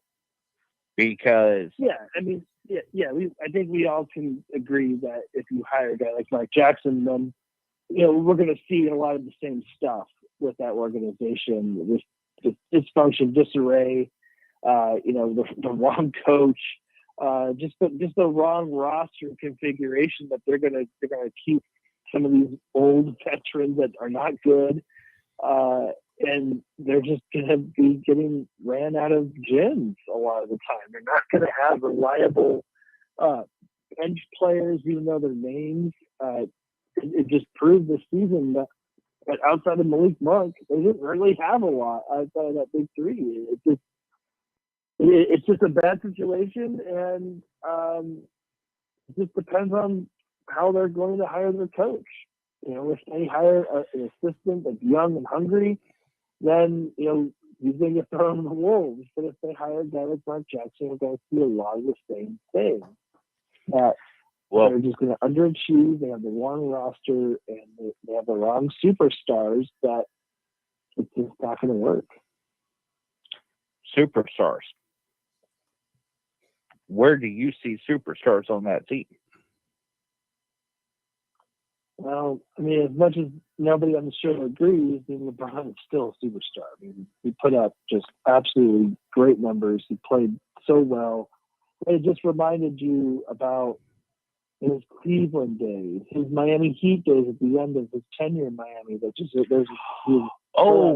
His Miami Heat days when he was on Dwayne Wade's team. What I'm saying is, at the end of his tenure in Miami, he didn't have Dwayne Wade. He didn't have Bob because they were hurt, and he had to keep carrying these rosters. He did it. Obviously, that's the reason why he left for Miami, because he didn't do it every year in Cleveland. He couldn't do it anymore. Okay, so let's need that help. I mean, I'm not trying to defend that guy here, but. No. We need to establish something here really quick, Dickie Bucket. Oh boy, that Miami Heat team was not LeBron's team. That was No, it Dwayne wasn't. Wade's And team. And LeBron said that multiple occasions about it while he was in Miami. I'm not disagreeing. with you. LeBron James was essentially the towel boy for Dwayne Wade. Okay, just Yeah, in the first you part of want to it, talk I about a think the superstar? tenure, Dwayne yeah, Wade was a superstar. Well, I'll tell you, at the end of that Heat tenure, they were riding the coattails of they needed LeBron in every single second in those last year and a half that he was there in Miami, and it just came to be that it was just another situation where his stars were hurt and his supporting cast were old, tired, decrepit players that just couldn't match up with a guy like Kawhi Leonard. That's just really what it came out to be. So, Well, you know, I guess I'll give you that, but another situation with the Lakers, the same way. I had LeBron in fantasy for over a month, and I watched a lot of Lakers games. I'll tell you, outside of him, there wasn't anything. Westbrook was Westbrook. He'd shoot maybe 40%, have 17 points, and 7 turnovers, and they'd lose by 20. But LeBron would still do really well. The point is that guys like Carmelo and Dwight Howard and Ariza, Avery Bradley, these guys are not good supporting players. They were during their time, some other times in their career, but definitely not now. So that's the reason why they are sitting at home, because they have bad depth. That was a big part of their problem. And of course, Anthony Davis was kept getting hurt. Well, I'm just going to be honest with you on two things. First and foremost, Westbrook made a mistake going out to Los Angeles. That's the first thing. That was a huge mistake on his part. The next thing, Anthony Davis needs to hang it up. Man, He needs to hang it up. You just got a whole lot of surprises. You telling that man to hang it up? He's still young.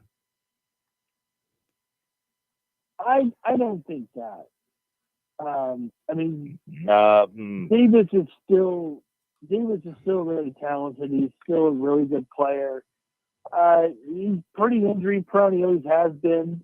But he can be dominant, and he does work well with LeBron. I mean, in all honesty, of what Anthony Davis's strengths are and what LeBron's strengths are. Now, Davis is just not on the court enough.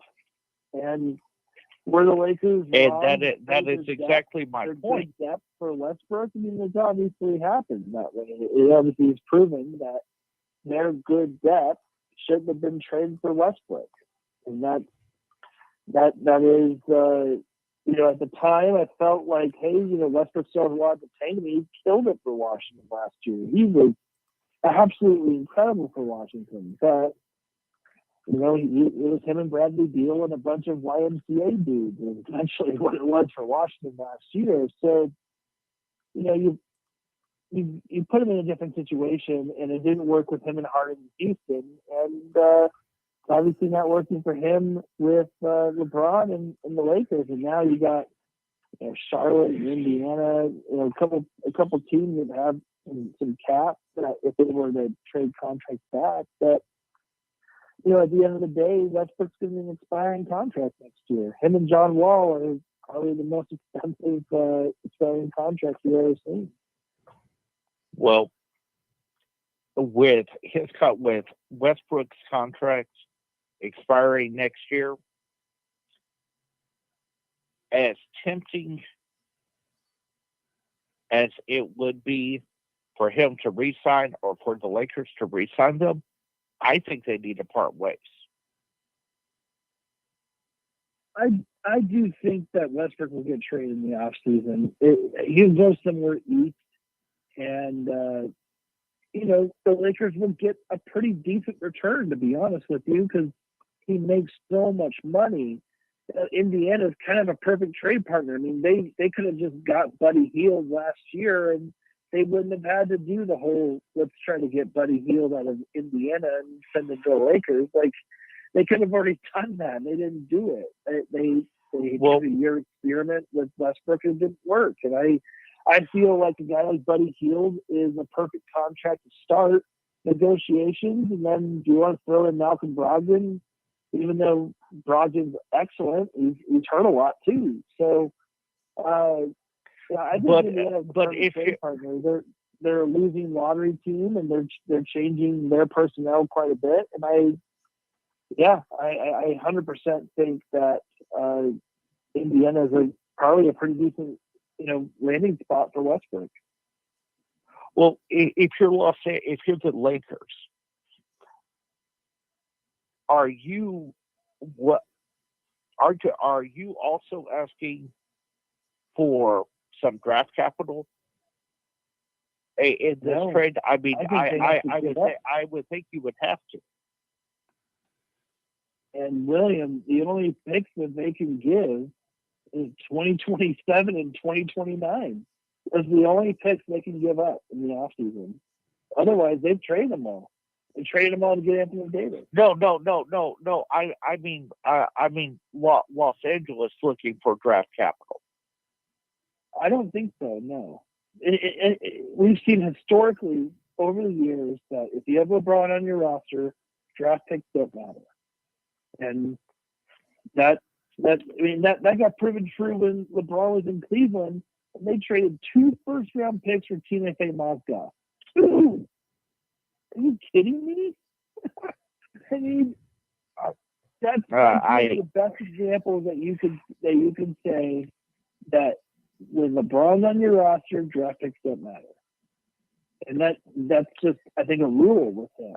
That is a horrible philosophy to have. Well, I agree because I'm a fan of obviously the Thunder, and they are the complete opposite of what that style of thinking is, and the way that the organization is ran, how the coach is picked. I mean, the Thunder do everything right, in my opinion. Where the Lakers, they're trying to win with as much as they can season after season. Where I think Oklahoma City has a blueprint for sustainability. I think Oklahoma City can be a play-in team next year. And then you go to the following year, and I think they have the blueprint to be a completely dominant roster for 10 years straight. I think they can do it. I firmly believe it, and they have to have some pretty bad luck with this new crop of their talent plus the draft pick pool and on their salary cap that they have in order for them, I don't think, to not be dominant for the next year. I mean, who's to say that Oklahoma City in 2 years can't be the next Utah? And I don't think that's a far stretch. Because if Luka Doncic is not able to play because the genius Mavericks played Doncic on the 82nd game, then Utah's just going to wax the Mavericks. It won't even be close. So can Oklahoma City in 2 years be the next Utah? 100% they can. Can the Lakers be a sustainable winner right now? No, they can't. They have to make the right moves and clean up the stuff in the front office. Now, I guess that's where I lie with it. And the Lakers are there for a reason. They are not playing. They're not in the play-in tournament for a reason. Spurs wanted it more than them. That's what happened. Yeah, and when it was on the line, I think it was already eliminated by that time. But this is where being a competitor comes in, and all of this stuff has to be acknowledged when you want to talk about the greatest ever conversation. The greats didn't take nights off. I know this is different. I know this is a different time and an era, but the greats, they didn't have the technology. They didn't have the, I would even say they didn't have the nutrition needs a lot of these guys have now. But hey, if it was an 82 game season, unless somebody was injured and they couldn't play, they were on the court, competing. Even if their team was out of the playoff hunt, they were still out there competing because that's just the way, guys was made up. Now, they're not made up that way. They got knocked out. And then, I knew the second, LeBron fell on the ground and rolled his ankle that his season was over with. I knew it. I could have made money on the bet for that one. Yeah, for sure. I mean,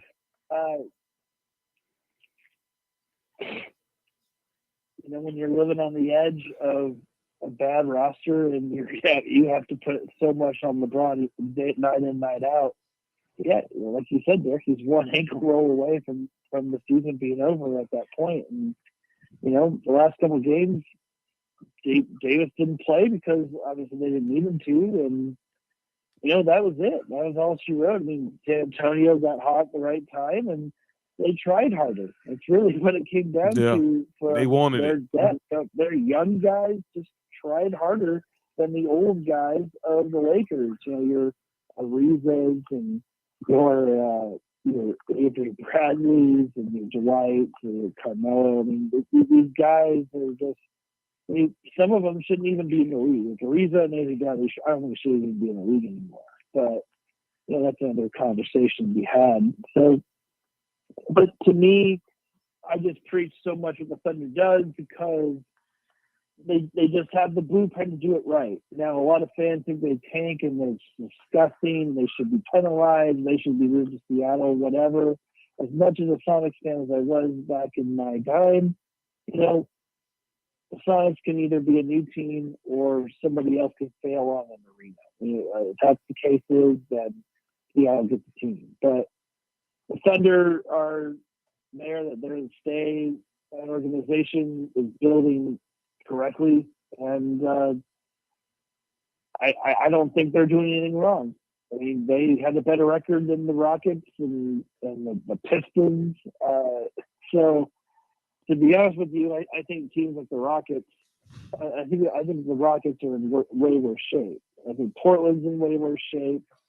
Detroit has a chance at being all right. I don't think they're a playing team because of how good the East is, but I see Detroit as they're still a couple years away. We got a lot of things to figure out on that roster. They need a better head coach. Dwayne Casey has had a good career as a head coach, but he's just not the right coach for that roster. Where Mark Diagno for the Thunder, he's a G League coach. The guy is the definition of a development coach, right? It's that I feel like he is. And the Orlando coach, same thing. Jamal Mosley, I think he is more of a developmental coach, and that's what the Magic needs. So, to me, at the end of the day, Thunder are doing it right. Orlando, I feel like, is doing it right. They might not have as much draft ammunition, obviously, as the Thunder does, but they're doing it right by, they take their contracts, they draft, they're drafting home runs or misses, and they got a pretty decent player in R.J. Hampton from the Aaron Gordon trade. And they got a good draft pick in the Vucevic trade that turned out to be Franz Wagner, who I think Derek can attest that he's a good player. Yeah. The kid can play. Yeah, he definitely can play, man. I've been impressed with what he's been able to do on the court myself. So all a team like Orlando or the Thunder need is just they need a little bit more lottery luck. If Orlando got a guy like Paulo Banchero, that could really catapult them, because I think Banchero and Jabari Smith are the class of this draft. And But if Orlando got like a Chet Holmgren, I mean, you've got to be freaking throwing stuff in your room if you're an Orlando fan. That happening, like, I mean, Chet Holmgren just belongs on a team like Detroit. Just send him there. No one will care. Like, that's how I see it. I mean, the Thunder need front court help, but they already got a guy that's kind of similar to Chet Holmgren. So I really hope that somebody else takes Chet Holmgren. The Thunder don't get him, and that's my opinion. And I think as a Magic fan, Derek, if you got a Jabari Smith or a Paulo Banchero, then you would be dancing in the streets. Yeah, I would be dancing in the streets. because they're like Banchero is the most NBA ready, and Jabari Smith is the best shooter and the best scorer in the draft. Like, you can't get any better in this year's crop of talent than I feel like those two players. Where a team like Detroit wants to swing and miss, and Orlando has already kind of done that, and they've already started to figure out they got some guys, and they need like a three on the floor, a small forward. And these two guys are exactly small forwards. So they would fit very well. Orlando struggled in shooting. They struggled on offense. And you give them one of those two players, and now you can have Cole Anthony and a Markelle Fultz keep developing. You can finally get a Jonathan Isaac back. And now all of a sudden, you got Wendell Carter in that Vucevic trade plus Franz Wagner drafting him. Those are terrific assets to have. Mo Bamba played great for parts of the season, but I don't think he's a long-term guy. If you're able to get any kind of value from Mo Bamba, you get rid of him. That is what I would say. And you try to get a Banchero and a Jabari Smith, and all of a sudden you got a team in Orlando. You got something brewing there that actually makes sense. You have a coach that makes sense. You have salary cap that makes sense, and you have a couple of extra draft picks here and there. I think you would be on the up and up there in Orlando. Yeah, it's a long building process for them, man. I'm not in a rush. As long as they, building the team correctly and not sacrificing draft picks and cap space, I'm perfectly fine with what they're doing. Yeah, I mean, like, you don't just build it. You don't just make a cake in an hour, right? Like, it takes time. You gotta build a base. You gotta make the ingredients right. Yeah. And that's where a lot of these teams, they want to jump to putting it in the oven. And I would say that, we talked about Oklahoma City and Orlando. They just do it right. They're building their base and putting the ingredients in right to be able to mix it. And then after you mix it, what are you going to do? Fill it in a pan, put it in the oven. It takes time for your cake to come out. And I mean, this is a weird analogy. I get it, but I'm going with it. So I'm just trying to explain that go from building the ingredients to your cake coming out of the oven in one off season. And a lot of teams, I feel like, skip a lot of these processes in order to be 8 to 10 year competitors in the NBA. They want to be like the Knicks, where they throw a bunch of random ass ingredients and then think that they're going to get a cake, and they get a pile of what. Yeah, so, a pile of Anthony Bennett. Yes, a pile of Anthony Bennett coached by Yeah. Lebron. It's a perfect match. It's a perfect match. That's why the Knicks are, they're just a laughing stock. They're a laughing stock. We didn't even go into talking about the Knicks. We don't have to, because we already know. We can say the Knicks and just laugh about it and go on to the next team, because the Knicks are a joke. Yeah. All right, so I got a buddy of mine, Slap Homie Mike on YouTube, is and actually it's something else, but that's all right. He says LeBron would never have a Hall of Fame coach. He hasn't had one yet.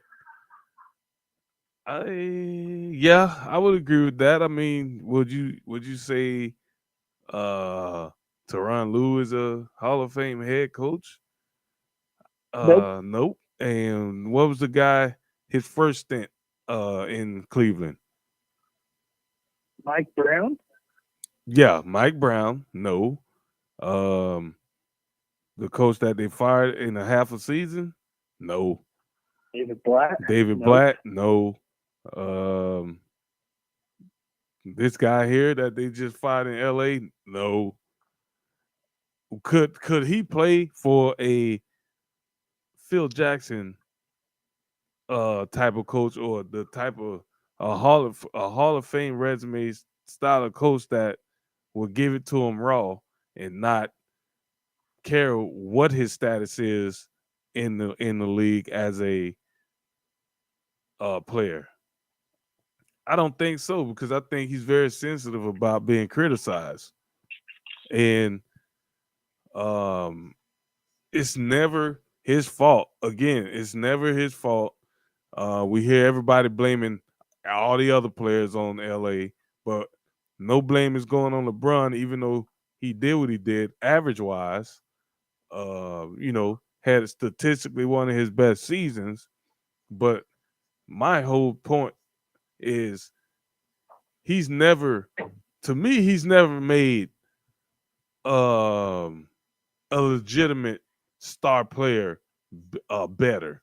He might make a scrub or two look better than they actually are, but if he teams up with a player that was the man on their last team, all of those guys has come to the Lakers or the Cleveland Cavaliers and not done as well. And then once they leave, you see them performing, and he was like, "Well, what was that in? Where was that when he was playing with LeBron?" And it's like, you don't know. Now, Westbrook, we spoke about this. Westbrook was fantastic in OKC all those years, and he had a great season last year in Washington, and then he come to LA, and he is now to blame for all their problems. And it's like, I don't believe that. I think he doesn't do well working with superstar players. And yeah, Russell Wilson at one point in his career just last season was considered a superstar player. So how come he didn't get better teaming up with LeBron and AD? I mean, even AD game has took a little downward trend since coming to LA after that bubble season. He's not the same player he was in New Orleans. Everybody can see that clearly. I mean, I hope everybody can see that.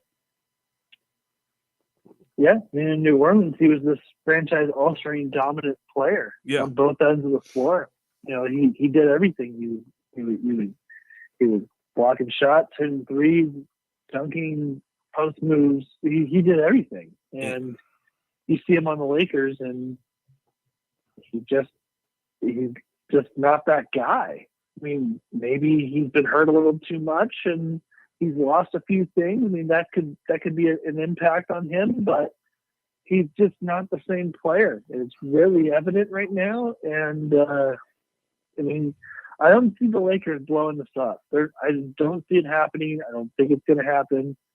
Any rumors about them trading Anthony Davis for them listening about it, I just don't see it happening. And for now, the Lakers are kind of seeing what they can get for Westbrook, and if they have to attach assets to get off of them, and that's a pretty bad situation to be in. But it's the one that they put themselves in. They won a bubble title, and then after that, it's been pretty tough for them. So LeBron picking the roster didn't work. LeBron really wanting Westbrook, it didn't work, and so they don't have the greatest basketball minds, in my opinion, in that front office. And now you're stuck with what you have, and you got to figure it out. Yeah, Humpty Dumpty roster.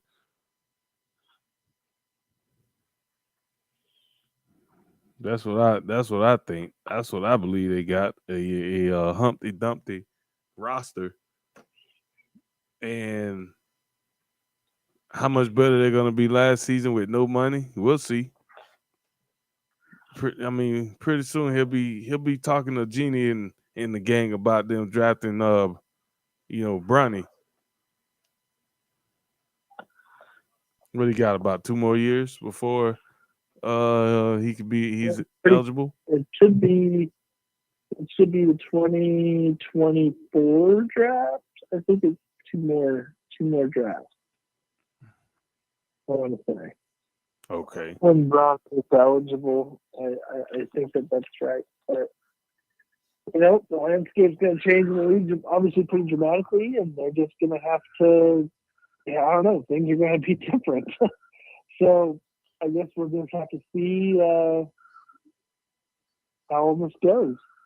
I'm gonna get off, but I'm gonna have some free time over the next 5+ days, and I'm gonna get you that Anthony Bennett article. If it is the damnedest thing between tomorrow and maybe Monday, Tuesday, that Anthony Bennett article will come, and it's gonna be the 5th annual.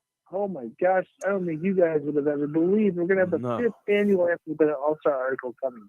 5th annual, folks. And if you had never read them before, you could just head over to ratpacksports.com and you can look at, read a couple of his past Anthony Bennett All-Stars articles. They're a great read and funny. Pretty funny. We got some good ones this coming year. I got some good ones. A little surprising. One of them, I thought about it a lot, and I still am going to put him in there, but I'm not going to put him as high because, let's face it, he probably shouldn't be on the list. But at the end of the day, a dude that makes $18 million a year, and if he makes his threes, then he's not an Anthony Bennett All-Star. But if he doesn't make them and he doesn't play a lot of games, then he has my eye. That's for sure. And one player in particular definitely is going to be my number one. All righty, man. As always, ladies and gentlemen, Mr. Nicholas Lane, Rat Pack Sports Show, NBA Insider, and you can follow him on Twitter at @NLaneHold'emAA. I just threw the Twitter handle in the description box on the stream, so you guys can head over there, follow him out, and also follow Rat Pack Sports as well on Twitter. But man, as always, it's always a pleasure having you on, and look forward to having you on here in the next upcoming weeks. We get into some more playoff talk as well. So, my man, appreciate you, and we'll catch you later, brother. Thank you for having me on. It's always a pleasure, and looking forward to the next one. All right, Nicholas Lane, ladies and gentlemen, and hey. My man Nicky Buckets is usually spot on. He's not wrong rarely. You can question what he says, but I've kind of over the years, and William Graves can attest to this. My man Nicky Buckets is barely wrong with his predictions and everything. So that he is pretty good at. But what we're going to do here, real quick, we're going to take a short little break, and then we're going to come back and continue this show. And then we're going to hopefully have Boss Hawk Sean Naylor here on to get into some NFL talk. And if not, then me and William Graves we will get into some NFL talk on the other end. So, with that being said, this is Rat Pack Sports Show. We will be back after this break.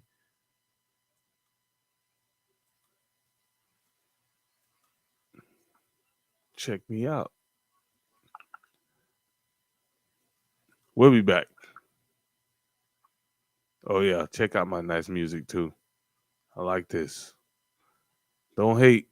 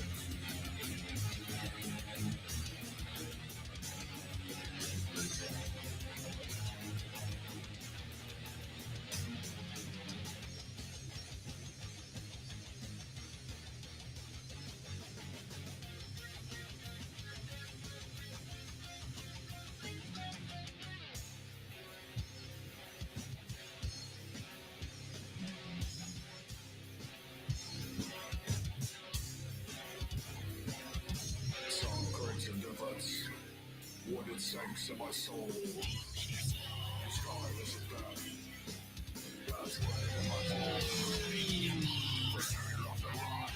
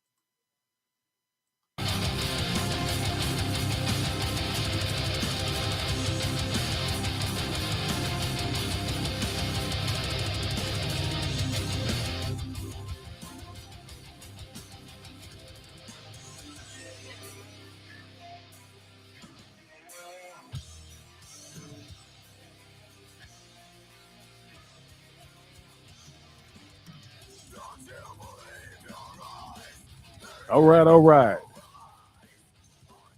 Rat Pack Sports Show. We are back. We are live. Rat Pack Radio WRPR. Also online, Rat Pack Sport. You can find us on the Rat Pack Radio WRPR app. You can find us on TuneIn as well. If you are on Apple iPhone users, you can find us on TuneIn, the Rat Pack Radio WRPR app. is only on the Google market. But as I said, if you're on Apple, you can find us on TuneIn as well. So, with that being said, we're gonna continue this thing on, and I want to just send a shout out to my man again, Nicholas Lane, Rat Pack Sports Show NBA Insider. He's been with us a very long time, and he's been on point the majority of the time. So, can't wait for my man Anthony Bennett All Stars article to come out. Everybody that's listening, whether you're on Bucks Life, YouTube, Twitch, and we have a Twitch watcher here as well. So appreciate the support. Appreciate you tuning in. If you have comments, questions, or whatever, feel free to put them in the chat, and I'll get to them eventually. These chats, they just come through on kind of like a delay, because I'm getting chats about conversations that we've had maybe like 5 minutes prior to me receiving the caption. So if you got a question or something and you want to type it in, go ahead and type it in, and I'll get to it. It might just take a little bit for me to get to it. So with that being said, we're gonna continue on with the show.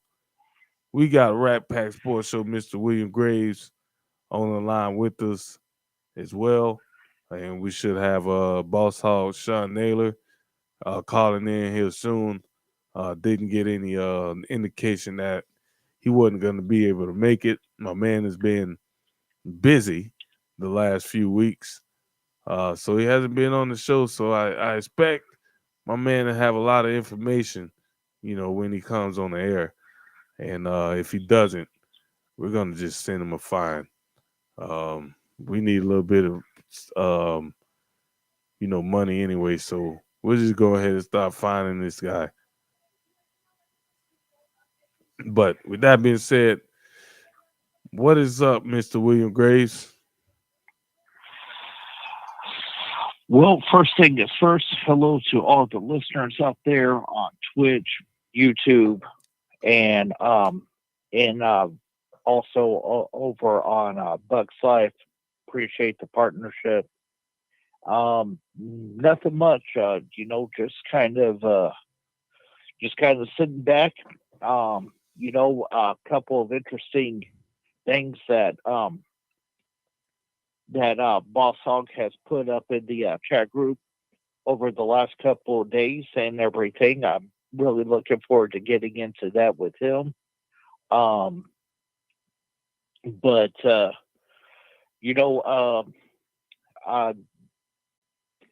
other than that, really excited for this upcoming weekend. We got football coming back in the form of the USFL. Really interested to see exactly how well that progresses. Been reading a lot of stuff on the return of the XFL next year. I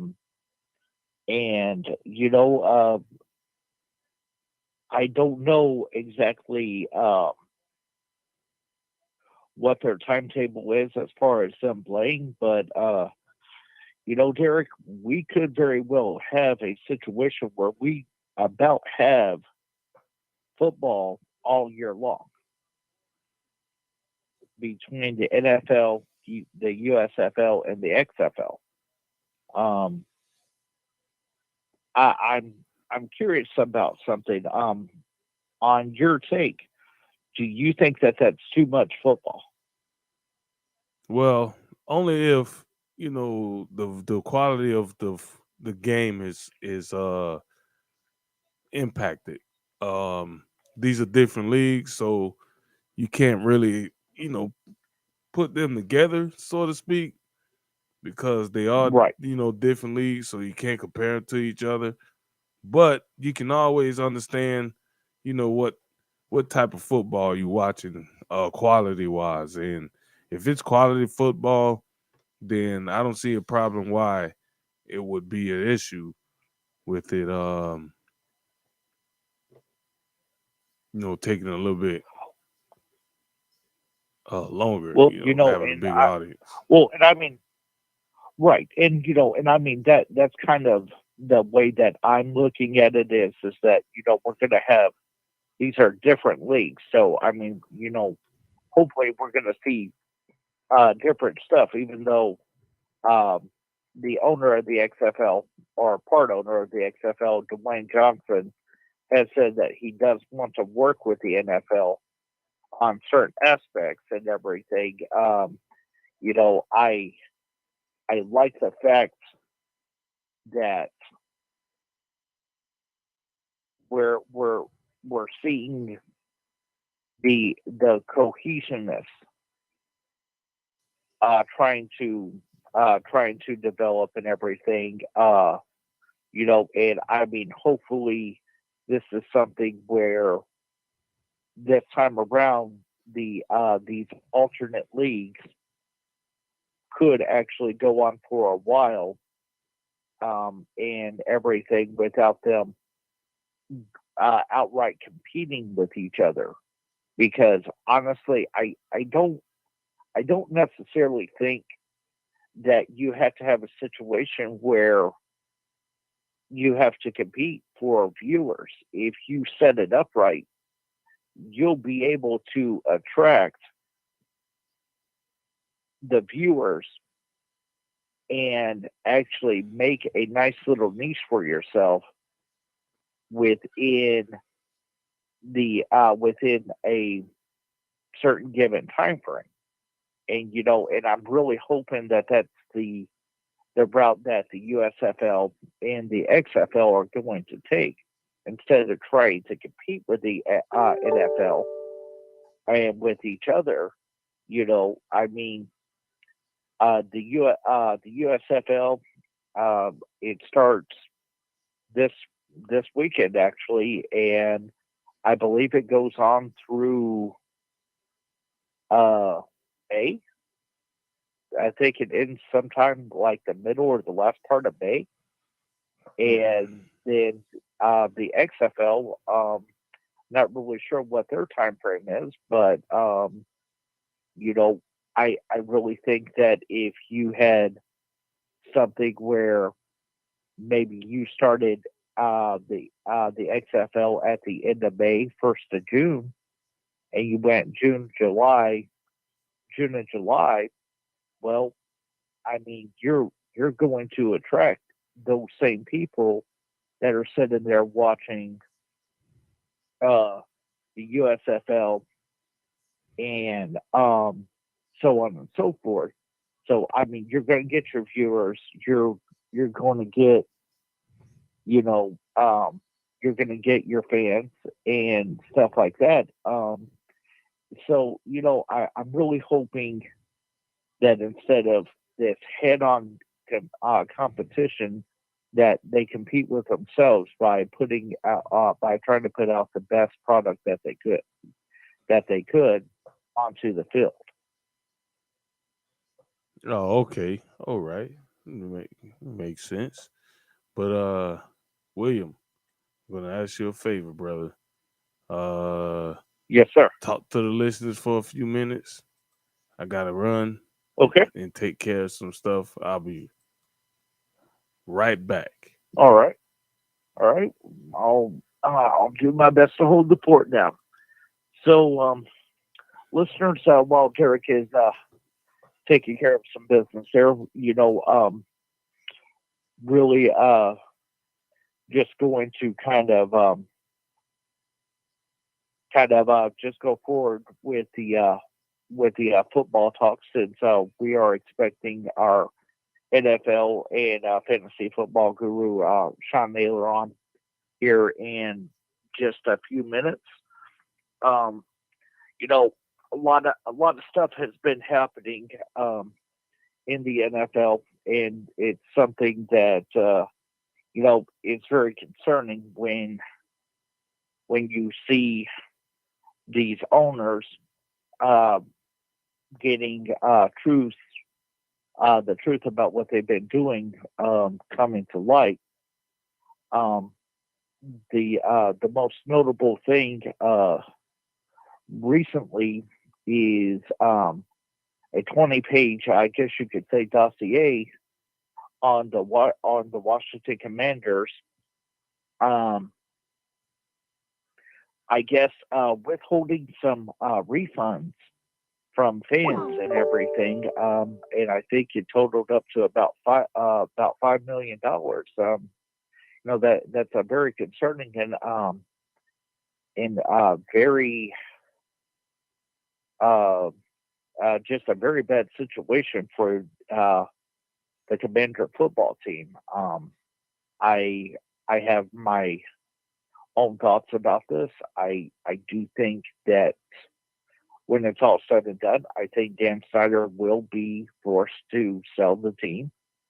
I think he has dug himself a hole that he's not going to be able to get out of. The other noted football team that has an owner that is in a little bit of trouble is the Miami Dolphins. This came out here several weeks ago that Stephen Ross could have been trying to throw football games. And I mean, even though it's not legally, I guess you could say, wrong, there's no law against it, but there is an ethics, there is a moral code that I don't think is going to fly with the other NFL owners. And I do think that when it's all said and done, the Miami Dolphins are going to be another team that is up for sale. It's just a bad situation. Again, really looking forward to getting into a in-depth conversation with Sean Naylor when he arrives. But moving right along, the NFL draft is about 2 weeks away. I will be putting the finishing touches on my mock draft and everything, and that will be I will be getting that posted up in the on the Rat Pack page. I will tell you that I do think that Aiden Hutchinson will be going number 1 overall. I believe Walker out of Georgia will be going number 2, and that's just a little sneak peek as to my mock draft. Again, I will have that probably completed within probably the next couple of days. So be on the lookout for that. Other than that,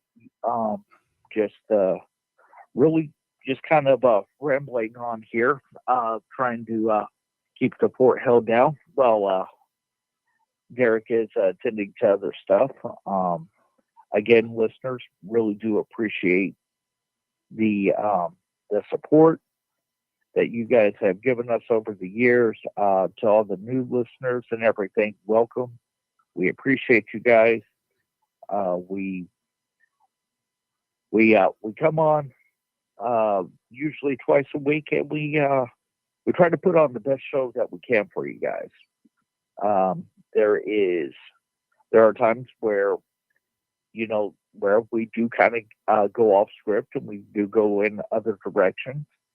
But for the most part, we try to stick to sports. And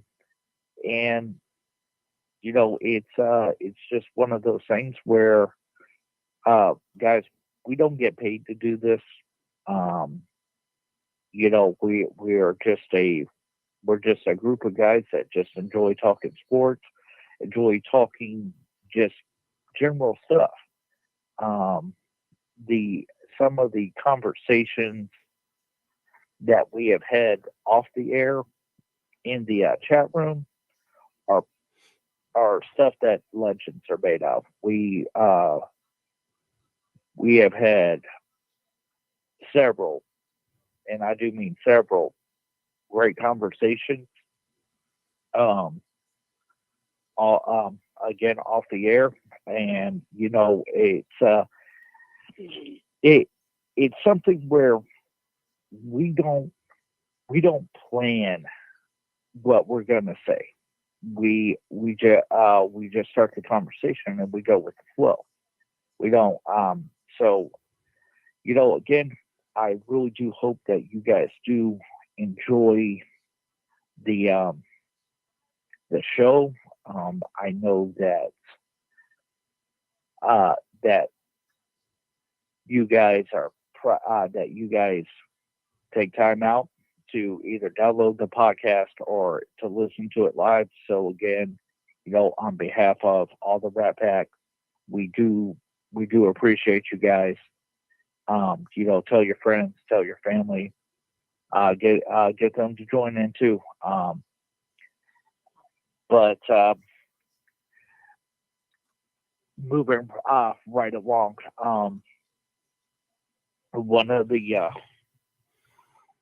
things that I was just talking about, as far as these alternate leagues and everything, again, I personally think that there is a place for every one of the leagues. I don't necessarily think that they have to compete with each other. I can't stress that enough. I do think that that all three of these major leagues that are coming back into the fold with the NFL, the XFL, and the USFL. Again, I really do think that that we're going to be in store for some great football. I for one am again really excited to see what the USFL puts on this weekend with their opening weekend back. But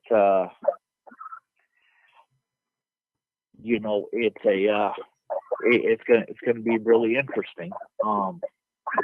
There is again, we're just waiting on Derek to get back and Boss Hog Sean Naylor to come on, and we'll go on down the road.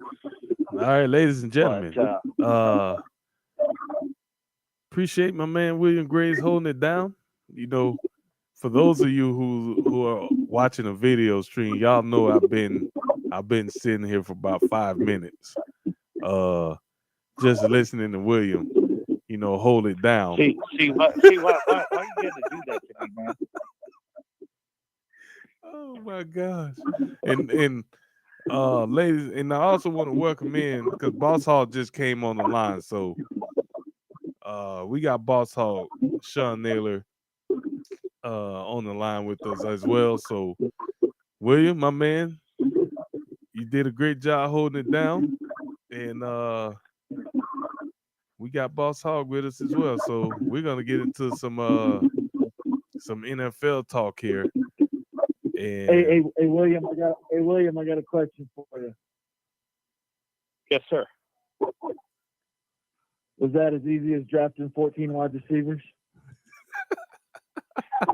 Okay, so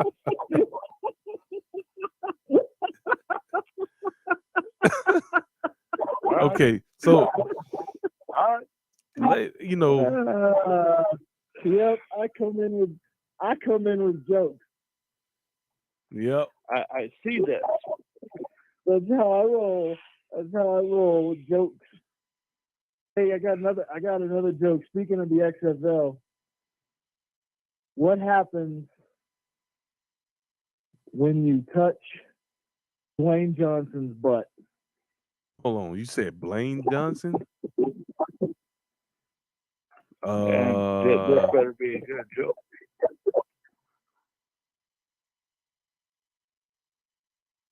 I have no idea what. You've actually hit rock bottom.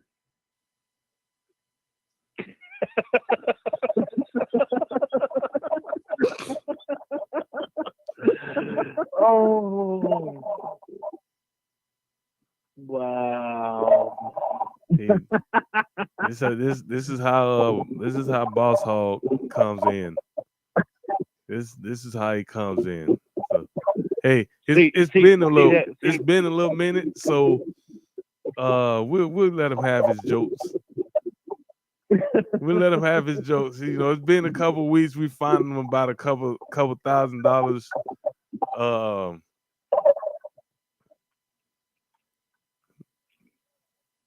So yeah, he could come in. My man on YouTube said William did hold it down. Good job, William. So Oh well, I appreciate it. yeah. So that's my buddy, man. That's one of my good friends. Me and him actually coach basketball together. So he listened All right. in. He listened in last week, and he was like really entertained. So we got him back. We got him back for another week. Hey, that's what I like to hear. So Derek, now Yeah. that we know what Sean Naylor's been doing since he's been off, he's been working on his he's been working on his comedy stand-up comedy. Yeah. I'm about to hit the road, go on tour, hit the small little dive bars, the open mics, and maybe one of these days you'll be buying tickets at a discounted price, of course, because you know me. Yeah. With free backstage passes with a meet and greet. Shoot, I'll be getting to that.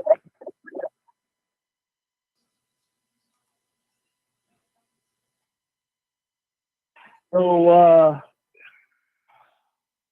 before we go any further, I do need to say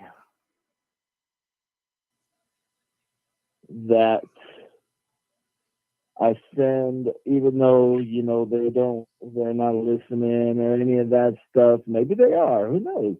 Maybe they've heard about the Rat Pack and how awesome we are. But I need to send my condolences to the Pittsburgh Steelers, to the Washington Commanders, to the Ohio State Buckeyes, and the family of Dwayne Haskins. Yes, absolutely. And I was actually debating on if I was going to go on this little mini rant. And you know what? I think I'm going to. So you guys just bear with me here for just a second. After the unfortunate accident that took Dwayne Haskins' life, I saw some of the sickest and downright crude comments that I've ever seen from people just because you quote unquote are the sworn rival of whatever team Dwayne Haskins played for. You know what, guys? Some of the comments that I saw, you guys are just downright sick. You guys are sick. You guys are a disgrace to the human race. And really, truthfully, and honestly, the world would be better without you. To say that it's a great day when a young man loses his life just because you happen to be a Michigan or a Penn State football fan and you hate Ohio State. That I cannot tell you how disgusted that actually makes me.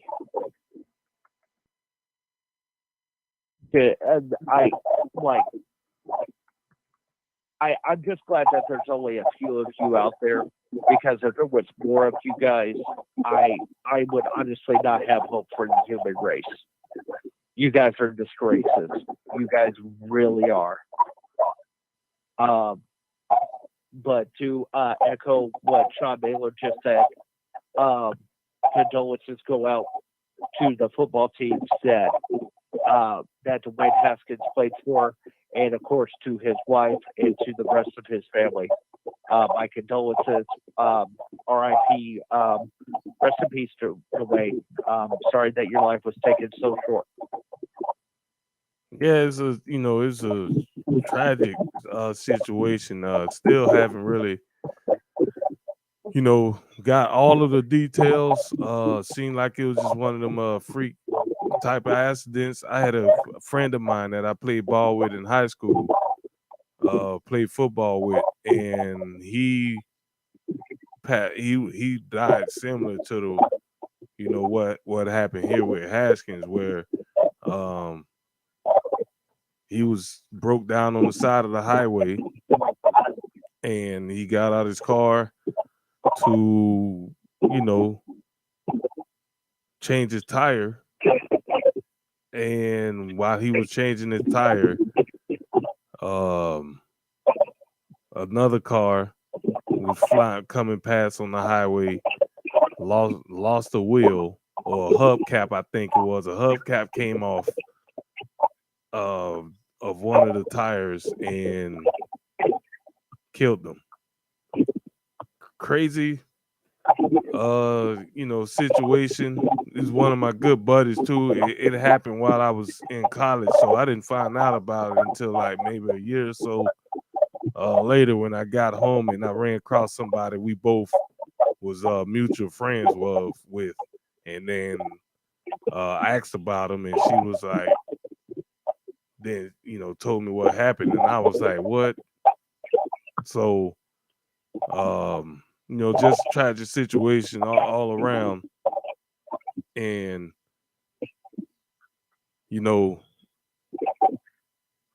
like I said, I still haven't got all the details, but I don't know if we're gonna be able to get all the details. It just might be one of them situations where that's what that's what happened, and just a tragic freak situation.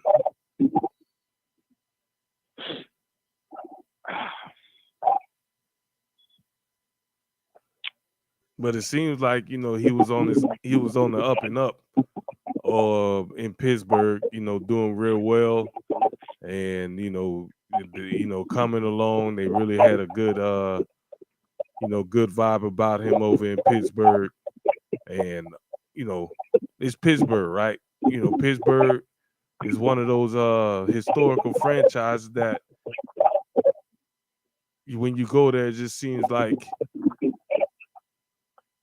it's the right fit because they have great leadership in that organization, and they allow the men to be men, and they don't do for all the little sidebar elementary school tactics that a lot of these organizations operate on.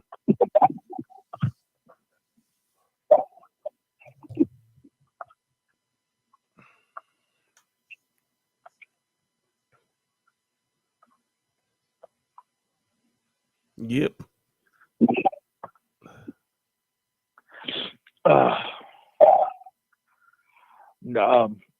Yeah. Pittsburgh Steelers, again, one of the most historic franchises in the NFL, and we talked about them in depth, how they are set up, and the fact that they've only had 3 or 4 head coaches in their entire existence. I mean, that's saying a lot. Yeah. So,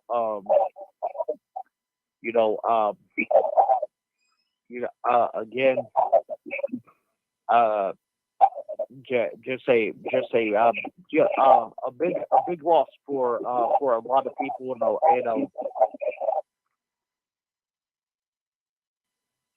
with the passing of Mr. Haskins. But I'd like to get into a little conversation with you, Mr. Naylor. What would you like to converse about? What's going on with your football team? There's nothing going on with the team. Let's talk about the owner. Let's not talk about the team because it's not the team's fault. Well, okay. It has nothing to do mean, with the current roster or anything like that. It has to do with a douchebag of an owner. Hey, you just said it perfectly right there, sir. He supposedly took ticket sales from the Washington Redskins / football team and booked them as tickets for a Kenny Chesney concert and tickets for a Navy football game that was held in FedEx Field, and put them on the books as being sold as Redskins tickets being sold as those events, thus not having to pay visiting teams and the NFL their share of ticket sales revenue. So, AKA stealing. Pretty much. So, on a felony level. So, Mr. Goodell, my message to you and the other 31 owners in the National Football League, and I'm going to drop some language here for a minute. Should I get ready for the mute button? Yeah, get ready for the mute button. Hold on. Mr. Goodell and the other 31 owners in the National Football League, tell the piece of shit fuckhead in Washington to sell the team and get out. Now, ladies and gentlemen, I just want y'all to know, Boss Hall Sean Naylor is a true diehard Washington Commanders fan. So this is passion right here. This is not an act. This is passion from him coming out. We're late enough in the show. I hope your kids wasn't listening. We appreciate y'all support, and we'll get through this. Well,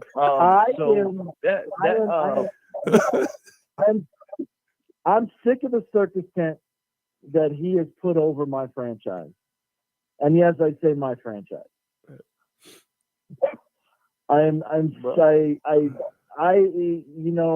As a fan of 30 plus years of this organization, I am absolutely disgusted by the circus tent that has been put over this franchise over the last 5 or 6 years. From the sexual allegations to now the stealing of money from the National Football League to the comedy act that they have put on the field, not in the past couple of years. I think they've actually been a fairly decent football team in the past couple of years on the field. But the previous years before that, the comedy act that they have put on the field, I'm over it. I want to win.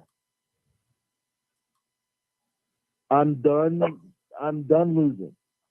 It's time to start winning. It's time to do things the right way.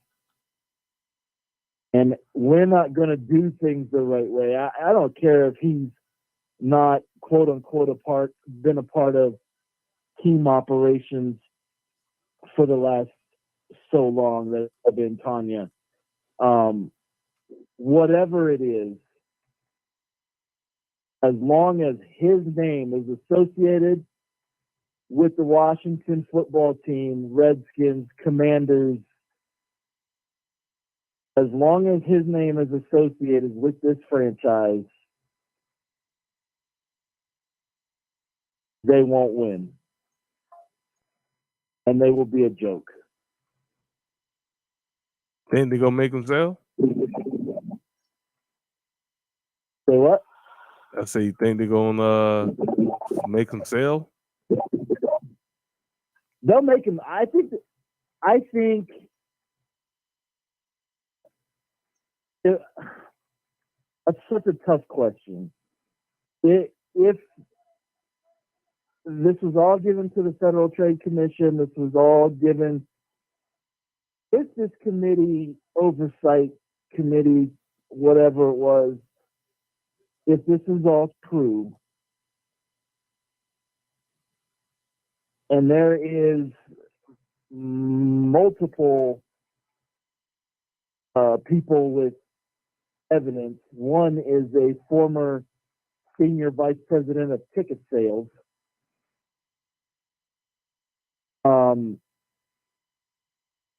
If this is true, and if the league's investigation deems it to be true, on top of this committee's investigation,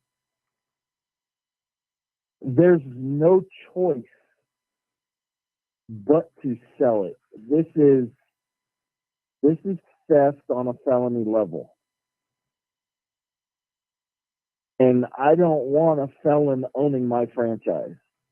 If I'm Roger Goodell, I don't want a felon owning a franchise in my league.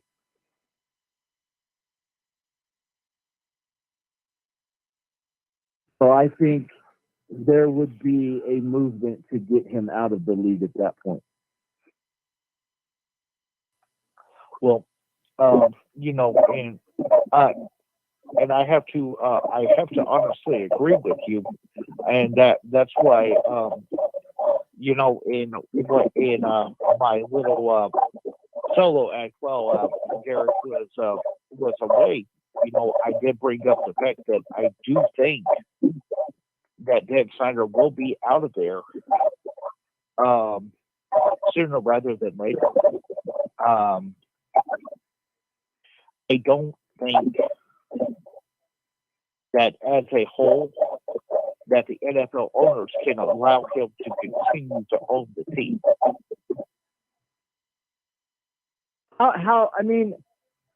If you're one of these 31 other franchises, exactly how do you allow him to? He took money from you as well.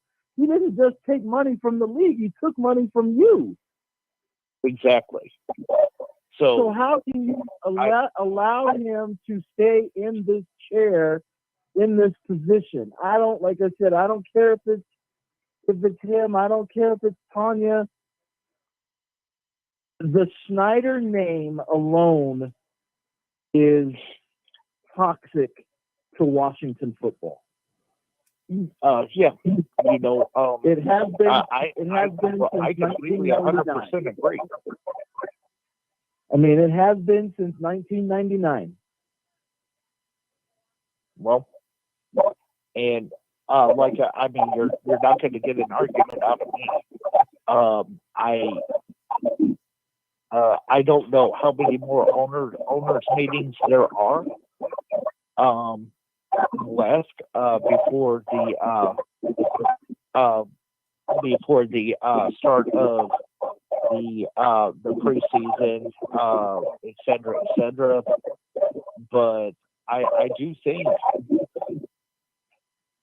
that this needs to be put up to some sort of vote or whatever it is that they do, and to see if the owners actually want him to stay in the NFL. And the thing is that there is not a shortage of consortiums, individuals that are out there that would love to own a NFL franchise. You know, I And see. there's not to go along with that. There's not a shortage of individuals who would love to own a historic franchise such as Washington. Right. You know, I mean, it's you know, it's one of those things where I have to be honest with you. I think it's a no-brainer. I think Dan Snyder needs to be removed as the owner of the Washington Commanders. Yeah, and then can we hold another vote to change our name again? I mean, as long as it's back to the Washington Redskins, I'm all for it. Yeah. I mean, I just can't. As much as I love the game of football, as much as I love the Washington football team, I can't come to say Commanders yet. Well, I don't blame you. It's a horrible choice of me. I am as least excited about the 2022-23 season as I've ever been. Well, I don't know that I would go that far. I do think that you guys are cool. I think you guys are going to be okay. I'm very curious to see what you guys do with Mr. Wentz, because I've talked to quite a few people about this. I honestly think that this stop is probably the last chance that Carson Wentz has at being a starter in the NFL.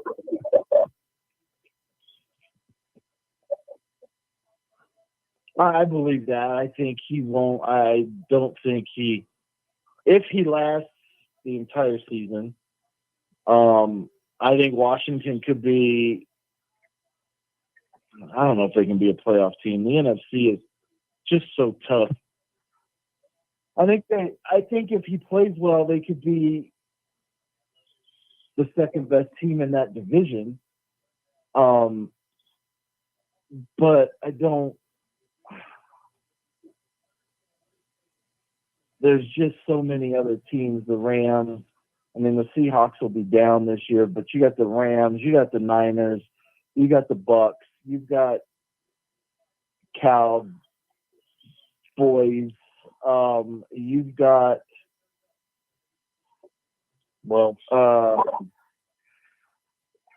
I'm going to tell you this right now. If Tampa doesn't fix that defensive problem, we're not going to be much of a threat. Well, I think even if Tampa doesn't fix the defensive problem, they're going. I think they still will be a playoff team just because of the offense.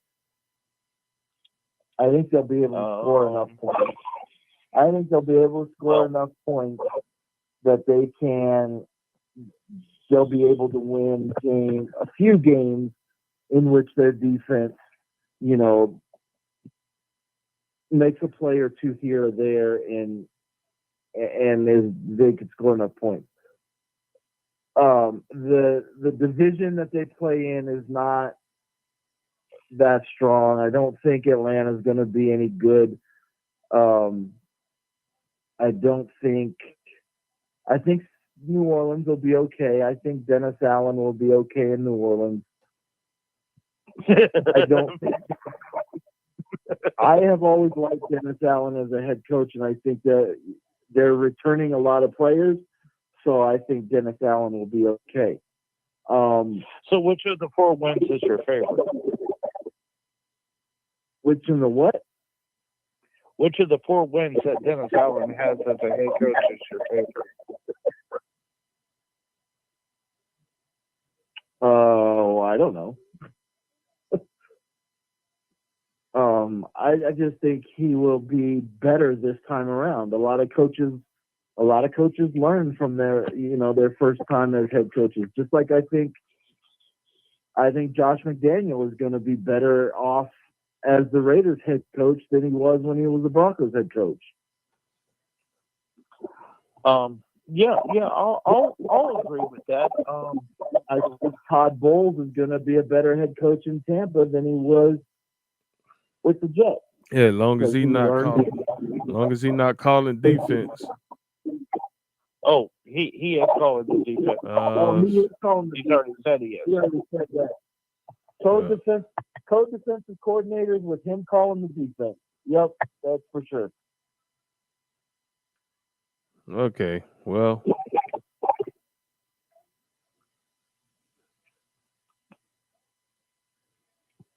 So that in other words, those co-defensive coordinators really don't mean anything, and that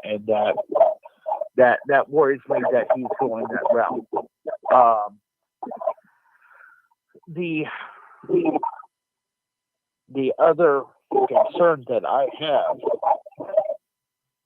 about Tampa is I'm not entirely sure that Tom Brady is going to be there at the start of the season.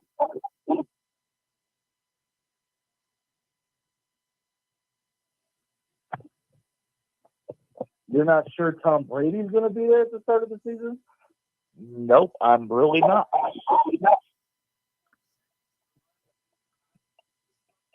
Because based on the articles that you have shared in the chat group and the stuff that I've heard beforehand, I don't really think that Tom Brady really wants to be in Tampa.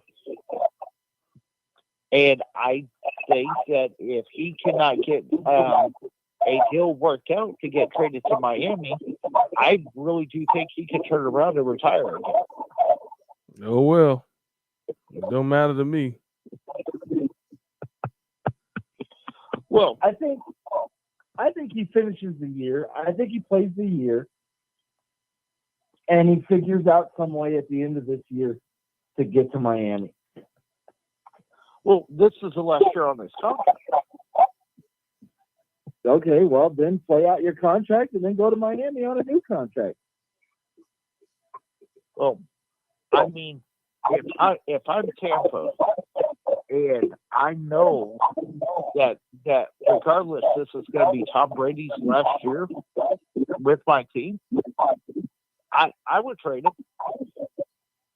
I would trade him to Miami for a first round draft pick.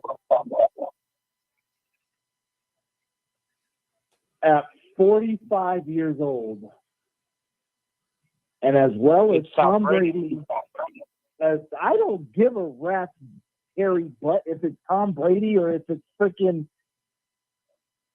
whoever. At 45 years old, you better not get a number one pick. Hey, I would ask Miami, how bad do you want him?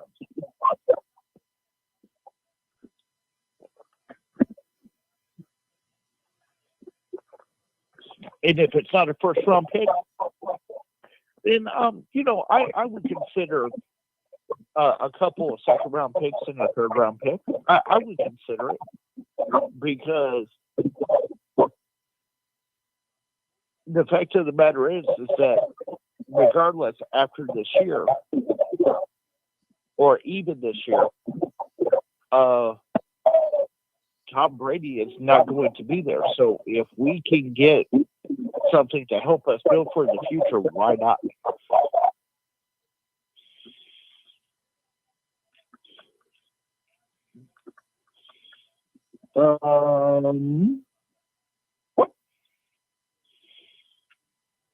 I mean, I see what you're saying, and I'm not saying that it's not right, but I don't know if Miami gives up a number one, then the ownership group there in Miami needs to have their head examined.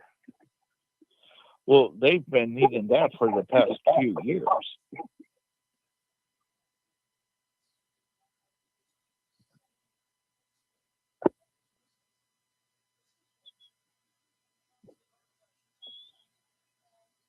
True. I'm just throwing that out there.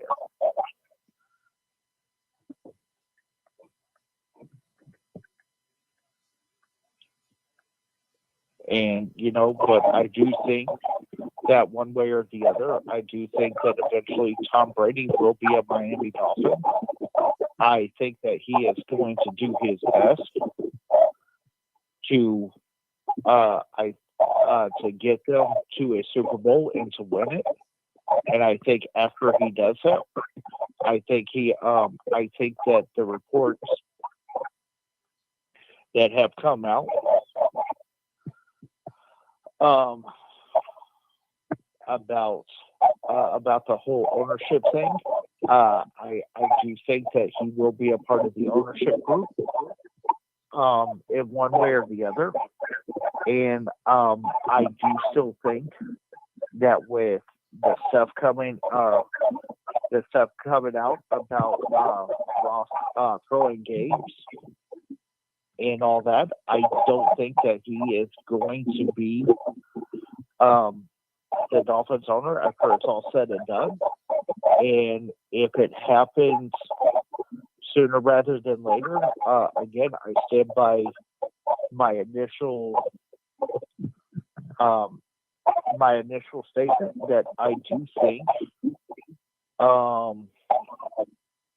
that the group that has Peyton, Eli, Archie, and Cooper Manning attached to it, I really do think that they could be the front runners to buy the Miami Dolphins.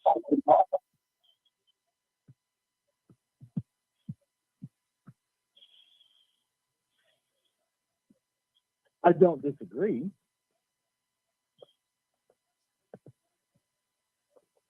So, I mean, just my little tidbit.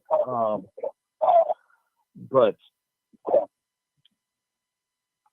I do have a question for both of you guys. Who gets forced to sell their franchise first, Dan Snyder or Stephen Ross?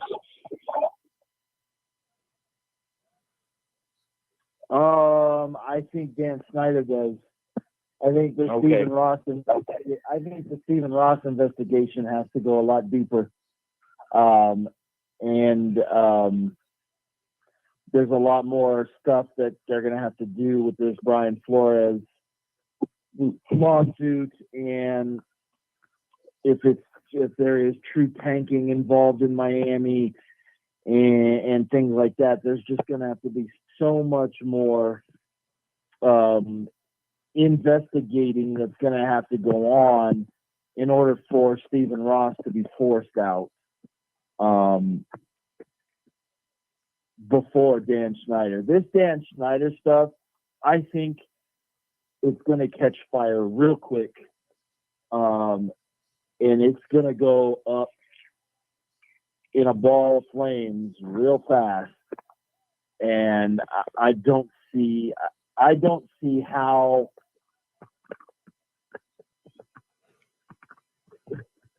he gets out of this one.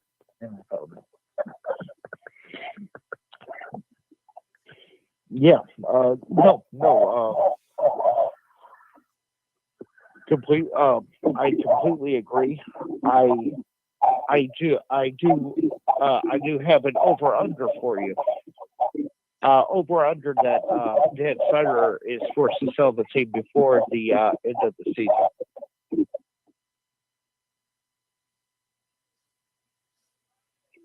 Before the end of the season? Yes. I'm thinking he's forced to sell the team before the beginning of the season. Wow.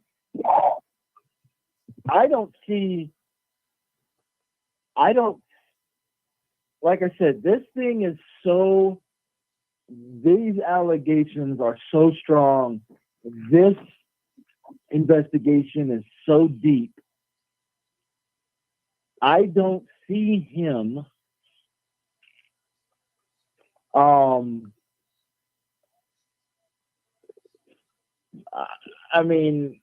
I could really see the NFL taking a stand and making him sell this team or drop ownership, and the team being, under league ownership for a year or whatever, before training camp starts.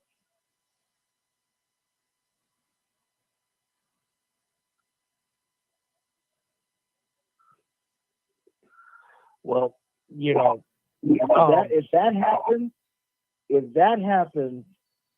I'm going to the liquor store and I'm buying 4 bottles at least of champagne, and I'm drinking that night. And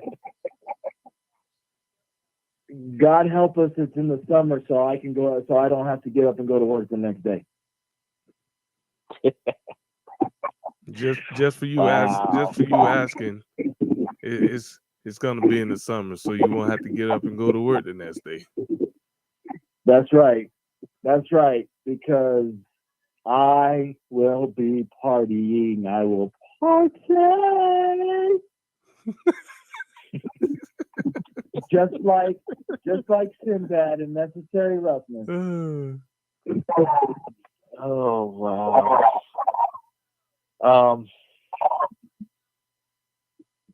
So how soon is the next NFL owners meeting? I don't think it's till August.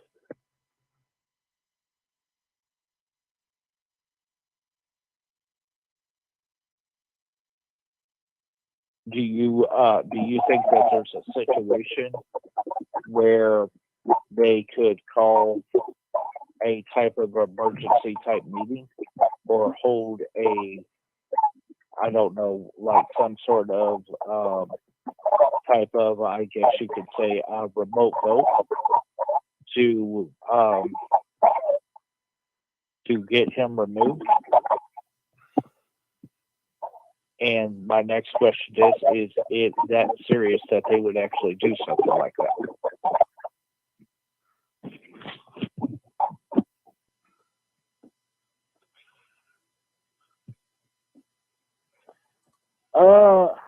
They might. I don't know.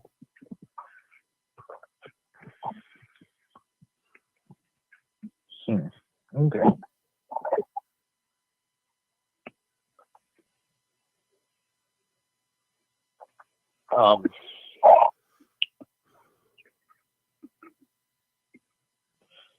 So, couple of draft questions for you. What team do you think makes the first trade in the draft? What team? What? What team do you think makes the first trade in the draft to, we'll say, move up? I think somebody trades with the Jets at 4. See, that's what I'm thinking too. I don't know who yet, question- but I think somebody takes it. I think somebody's going to trade with the Jets. I think. I personally think it could be the Packers. I don't see that because the Packers. I don't think the Packers have. I don't know what the Packers going to give the Jets. I'm thinking there's going to be a player involved. There are 2 first-round picks. Nah, I mean that'd be good for the Jets, but I think there's going to be. I think you're going to see a player, a big-time player involved in a trade for a team to move up. Seattle.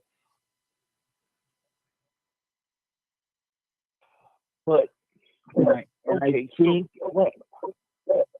they will trade DK Metcalf to the Jets.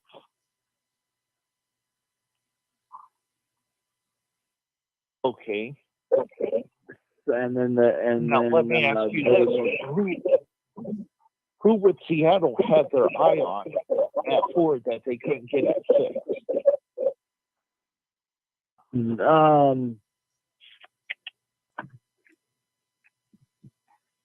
A kid by the name of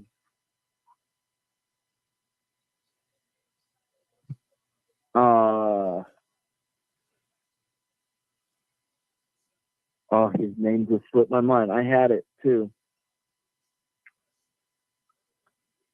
Offense or defense? Offense. The kid from Ole Miss.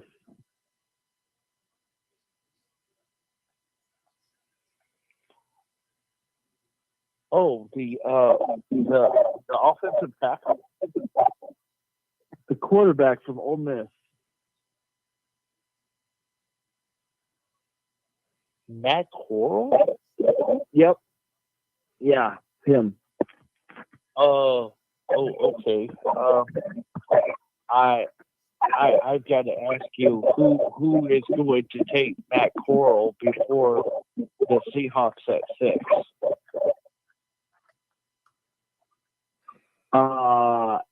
At 6, look, Seahawks don't draft at 6. Their first pick's at 9, isn't it?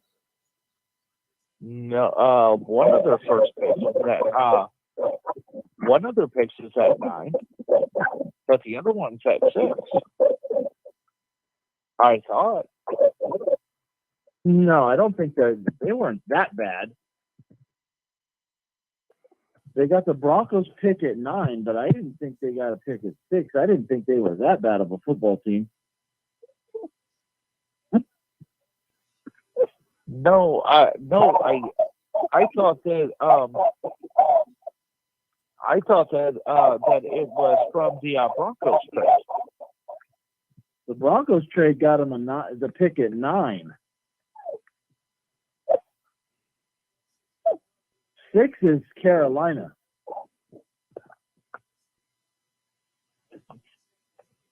Oh yeah, that's where. Okay, I'm sorry. I apologize. I could have sworn that Seattle was at 6. Okay, no, I apologize because I'm looking at the mock draft right now. Okay, so you think Matt Corral is going to be the first quarterback off of the board? At this point right now, yes.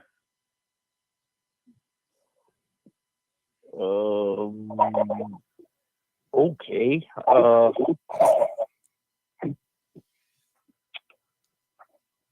But I think the first 3 picks are defense. Oh, absolutely. I agree with you on that. I think that the only team that could move in a different direction would be the Houston Texans, as I've talked to you about before. I think that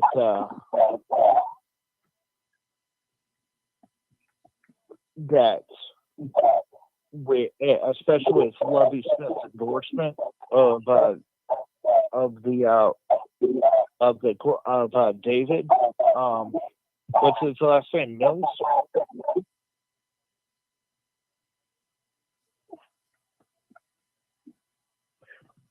I think they're putting their confidence in Davis Mills, and honestly, Davis Mills did not play half bad last season. Well, so what I'm saying is that they could move into that offensive line, like I guess you could say, direction, and take an offensive lineman. But I do think that the kid from Oregon, sorry, can't pronounce his name, but I do think that he is just a little too good to pass up. I do too. I think That's right.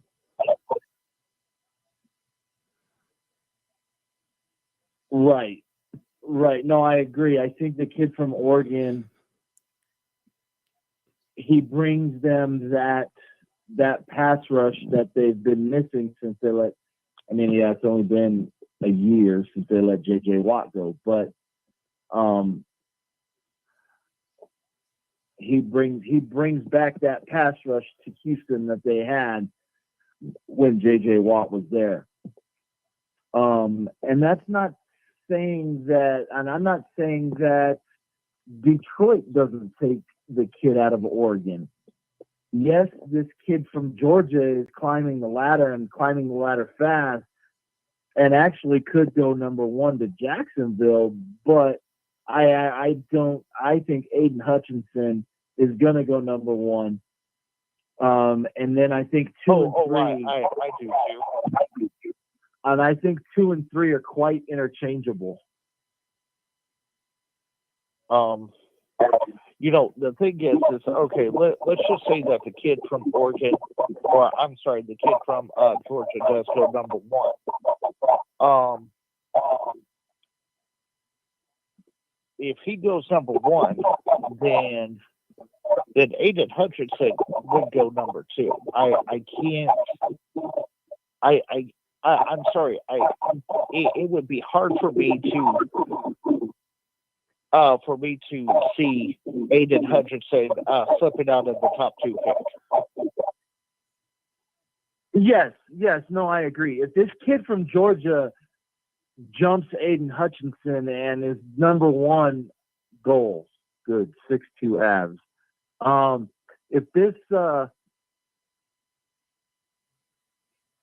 If this kid from Georgia jumps Aiden Hutchinson, then Detroit within 2 seconds better have the card turned in, taking the hometown boy. If not, absolutely, we know what kind of front office they have in Detroit. So it's much, yeah. So. But right. But I think Aiden Hutchinson goes number one. I like the kid from Georgia. I think he's a good pass rusher. But Aiden Hutchinson to me is more complete, and I think Jacksonville needs something that's more complete. I see them taking Aiden Hutchinson, and then, like I said, I think picks 2 and 3 are interchangeable. If Detroit takes the kid from Georgia, then Lovey takes the kid from Oregon, and vice versa. Mm-hmm. Oh no. completely I completely agree.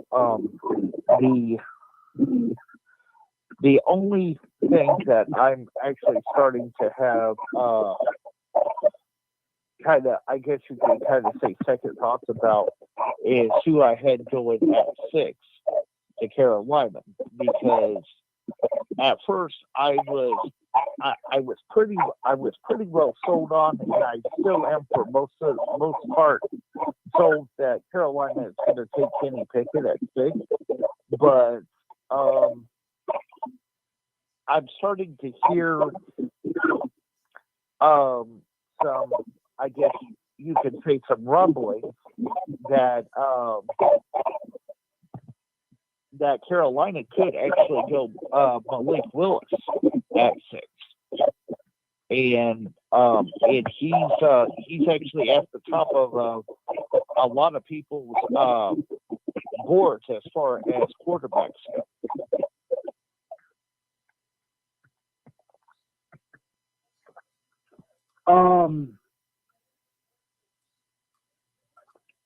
I think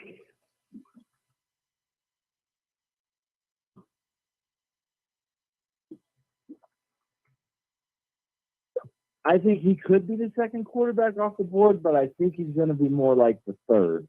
I think Kenny Pickett will actually be the second quarterback off the board.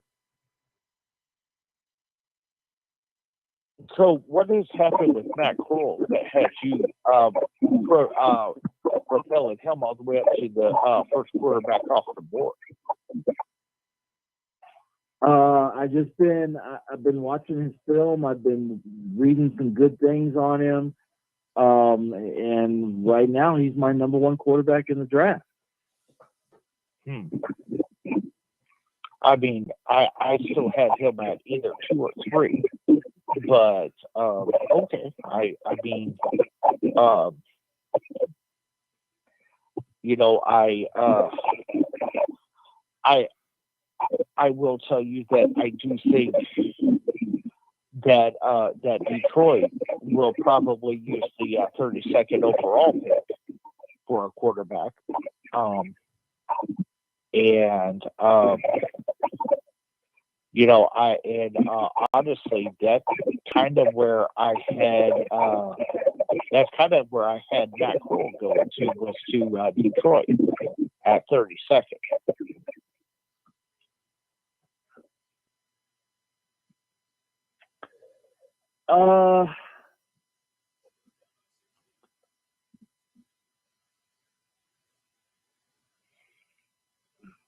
It's that 32nd pick is going to be,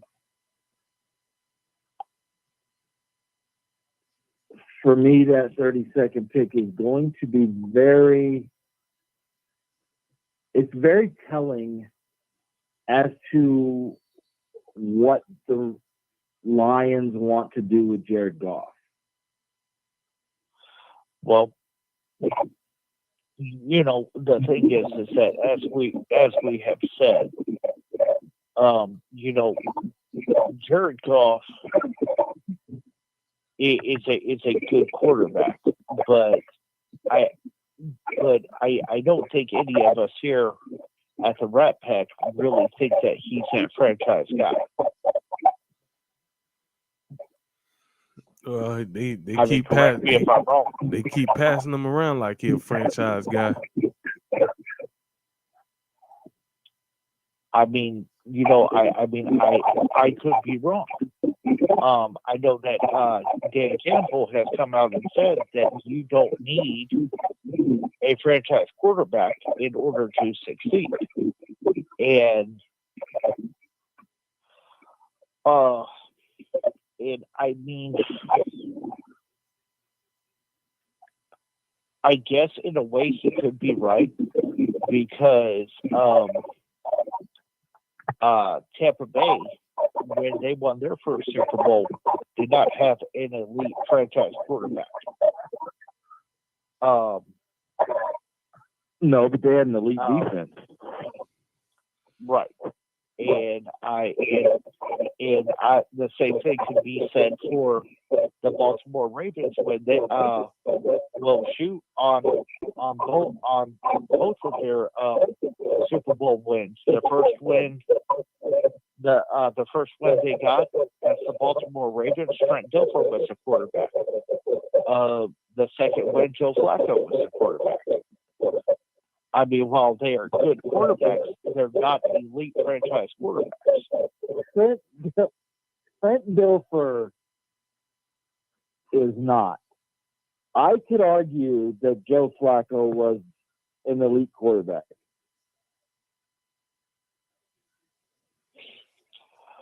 Okay, Boss Hog. Yeah.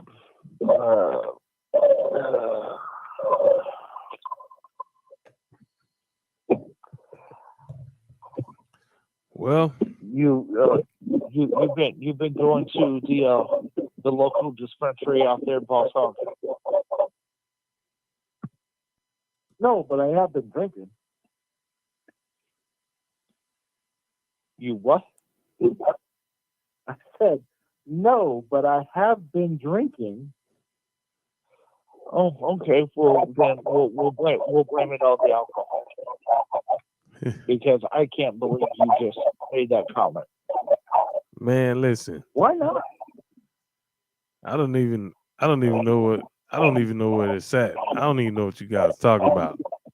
I mean, how can you? How?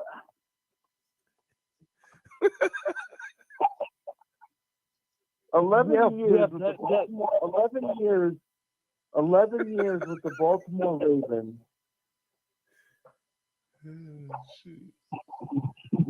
The guy threw for 38,000 yards, 212 touchdowns. He played in 163 games. He was 96 and 67. He had one Super Bowl appearance.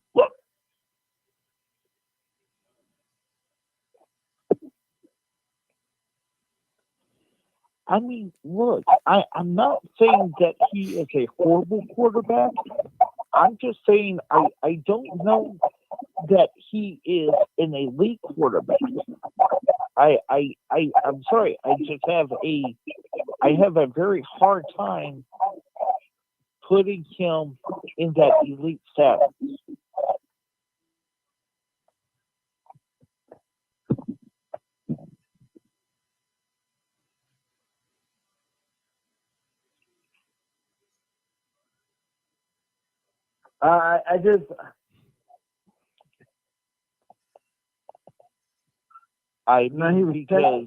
He was 10-5 in the playoffs as in Baltimore. He threw for 3,000 playoff yards.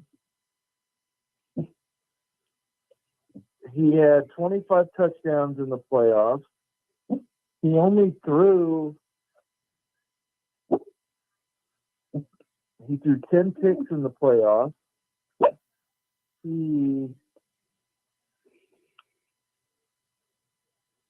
year they won the Super Bowl, they were a wild card team.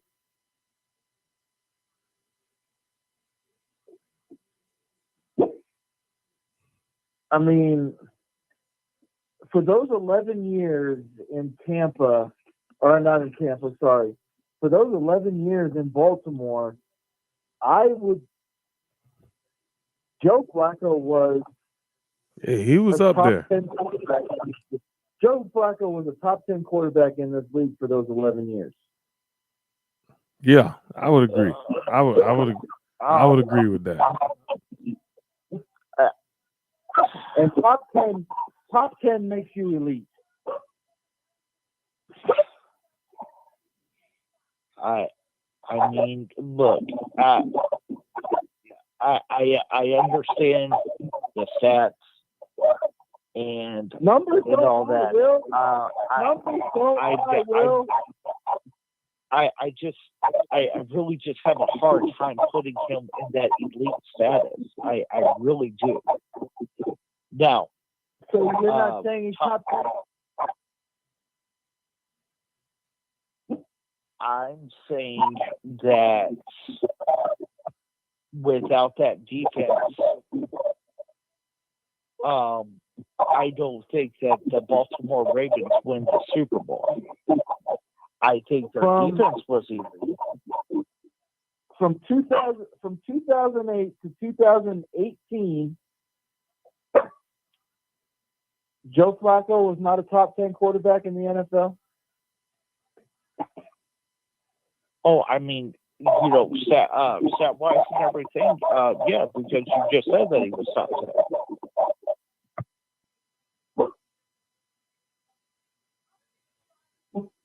I mean, not only to win a Super Bowl, but he was the Super Bowl MVP that year as well.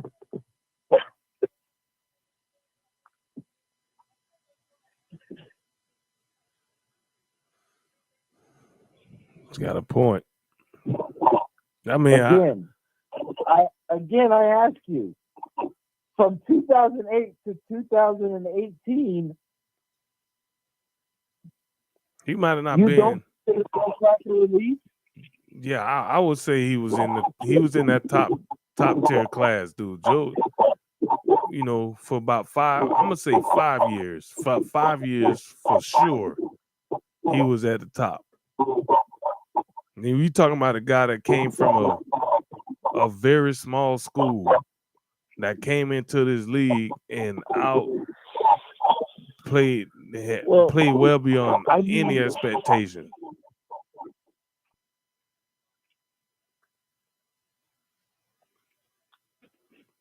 Let's see. Let's look at He came from the University of Delaware. University of Delaware. Okay. All right, so let's see. Well, Joe Flacco. I mean, Joe Flacco doing his first. his best season was 2016. Actually, it was 2014. I mean, yards wise. Yeah, no, 2016 yards wise, but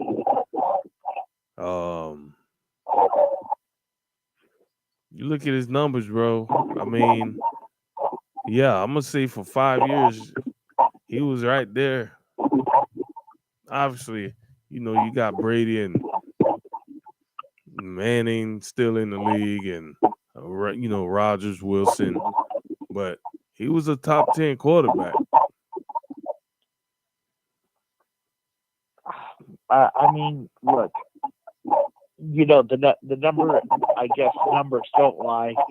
I've just never really looked at Joe Flacco as an elite quarterback. I'm sorry. I've just never really looked at him like that. I've looked at him as a good quarterback. I've looked at him as a top top second tier quarterback. Maybe even real bottom first tier quarterback. But when I think of elite and everything, like you guys just said, I'm looking at the Bradys. I'm looking at the Mannings. I'm looking at the Russell Wilsons. I'm looking at the Aaron Rodgers. The Drew Brees. I'm sorry. Just when I think of elites, especially during that era, and everything, I'm sorry. I'm just not looking at him like that.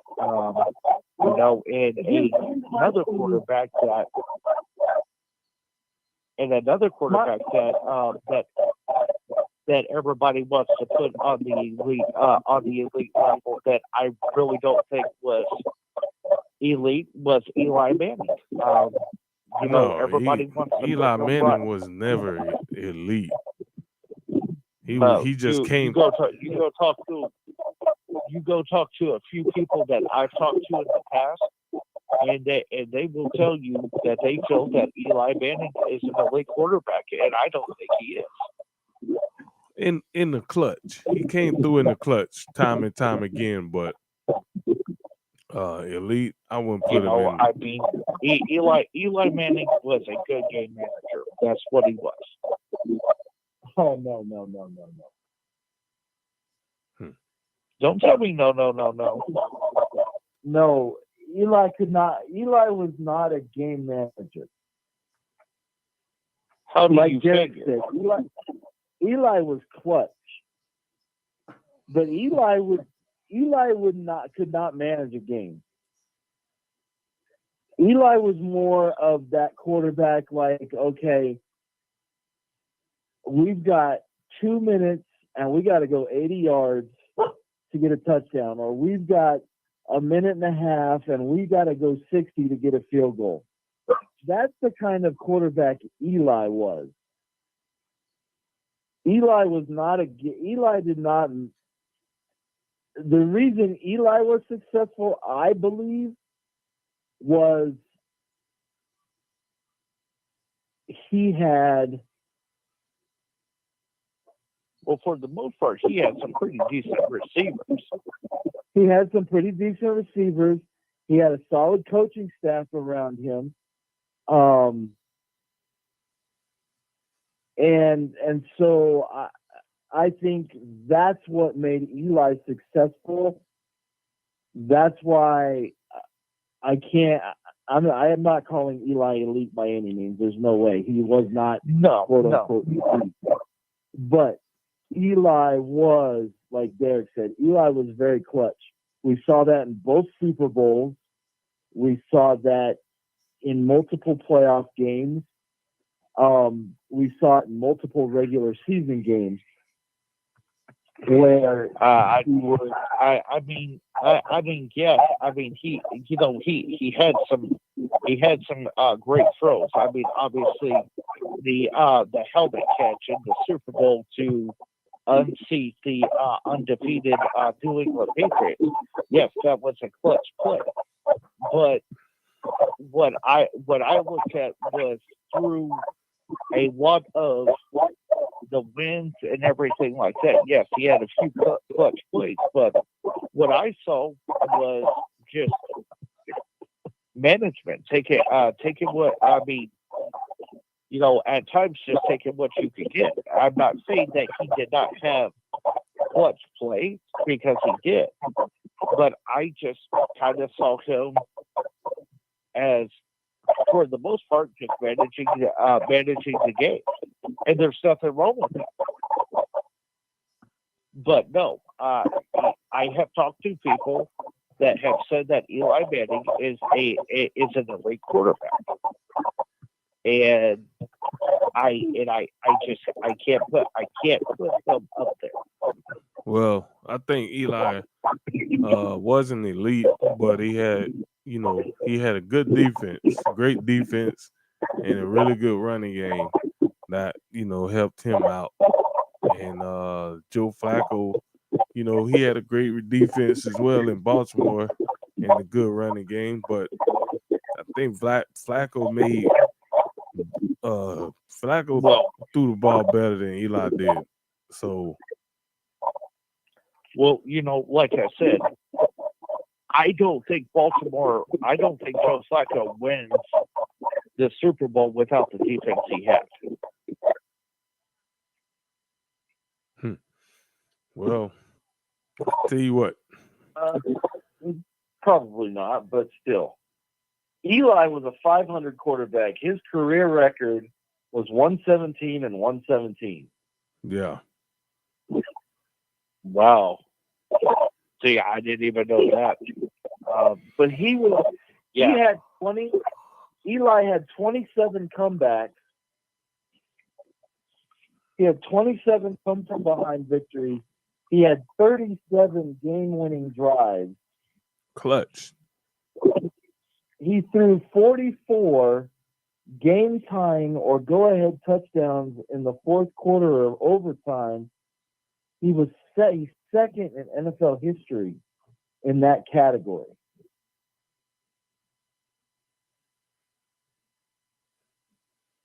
I mean, he was a type of quarterback that was, I mean, definitely, Derek hit it right on the head. He was clutch.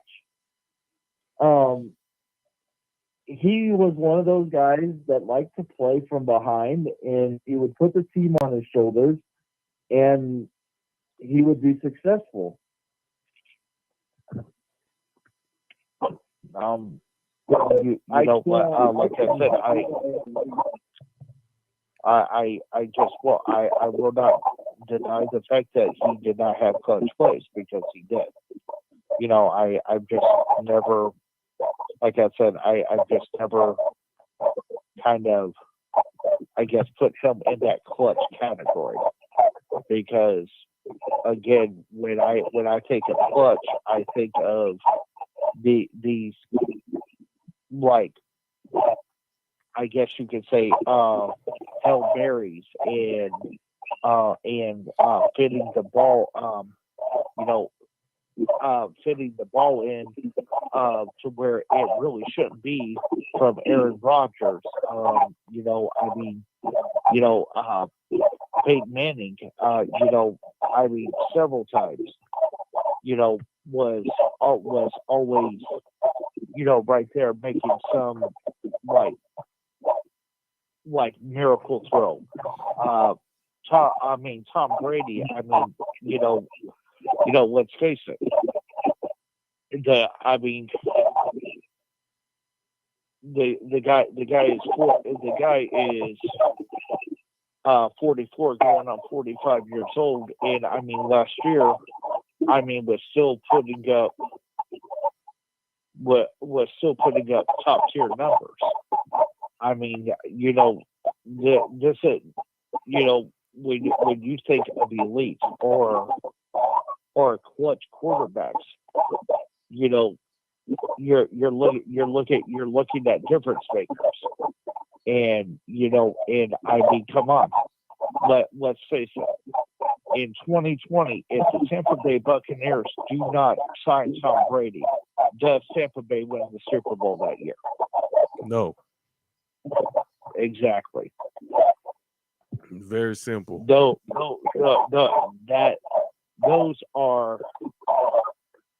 are the people that I put at the elite level. Those are the people that I put at that clutch level, and everything is, are the people that you can point to and you can say he is a difference maker. Eli Manning, Joe Flacco. I'm sorry, they are, to me, they are not on that level. All right. Well, ladies and gentlemen, we're gonna continue this conversation here on another day, because it is about that time, and it is getting late. So, as always, Mr. William Graves, appreciate you, and Boss Hawk Sean Naylor, as always, appreciate you calling in. But yeah, we're gonna have to get out of here. So just be prepared for the next show. We're always gonna bring you a good quality product. So football starts this weekend. Yeah. So what we're gonna do now? What? We're gonna end this show for the night. We're gonna end this video streams, and we're gonna get out of here, man. So with that being said, William Graves, to my guy Boss Hall, and also my man Nicholas Lane that called in earlier.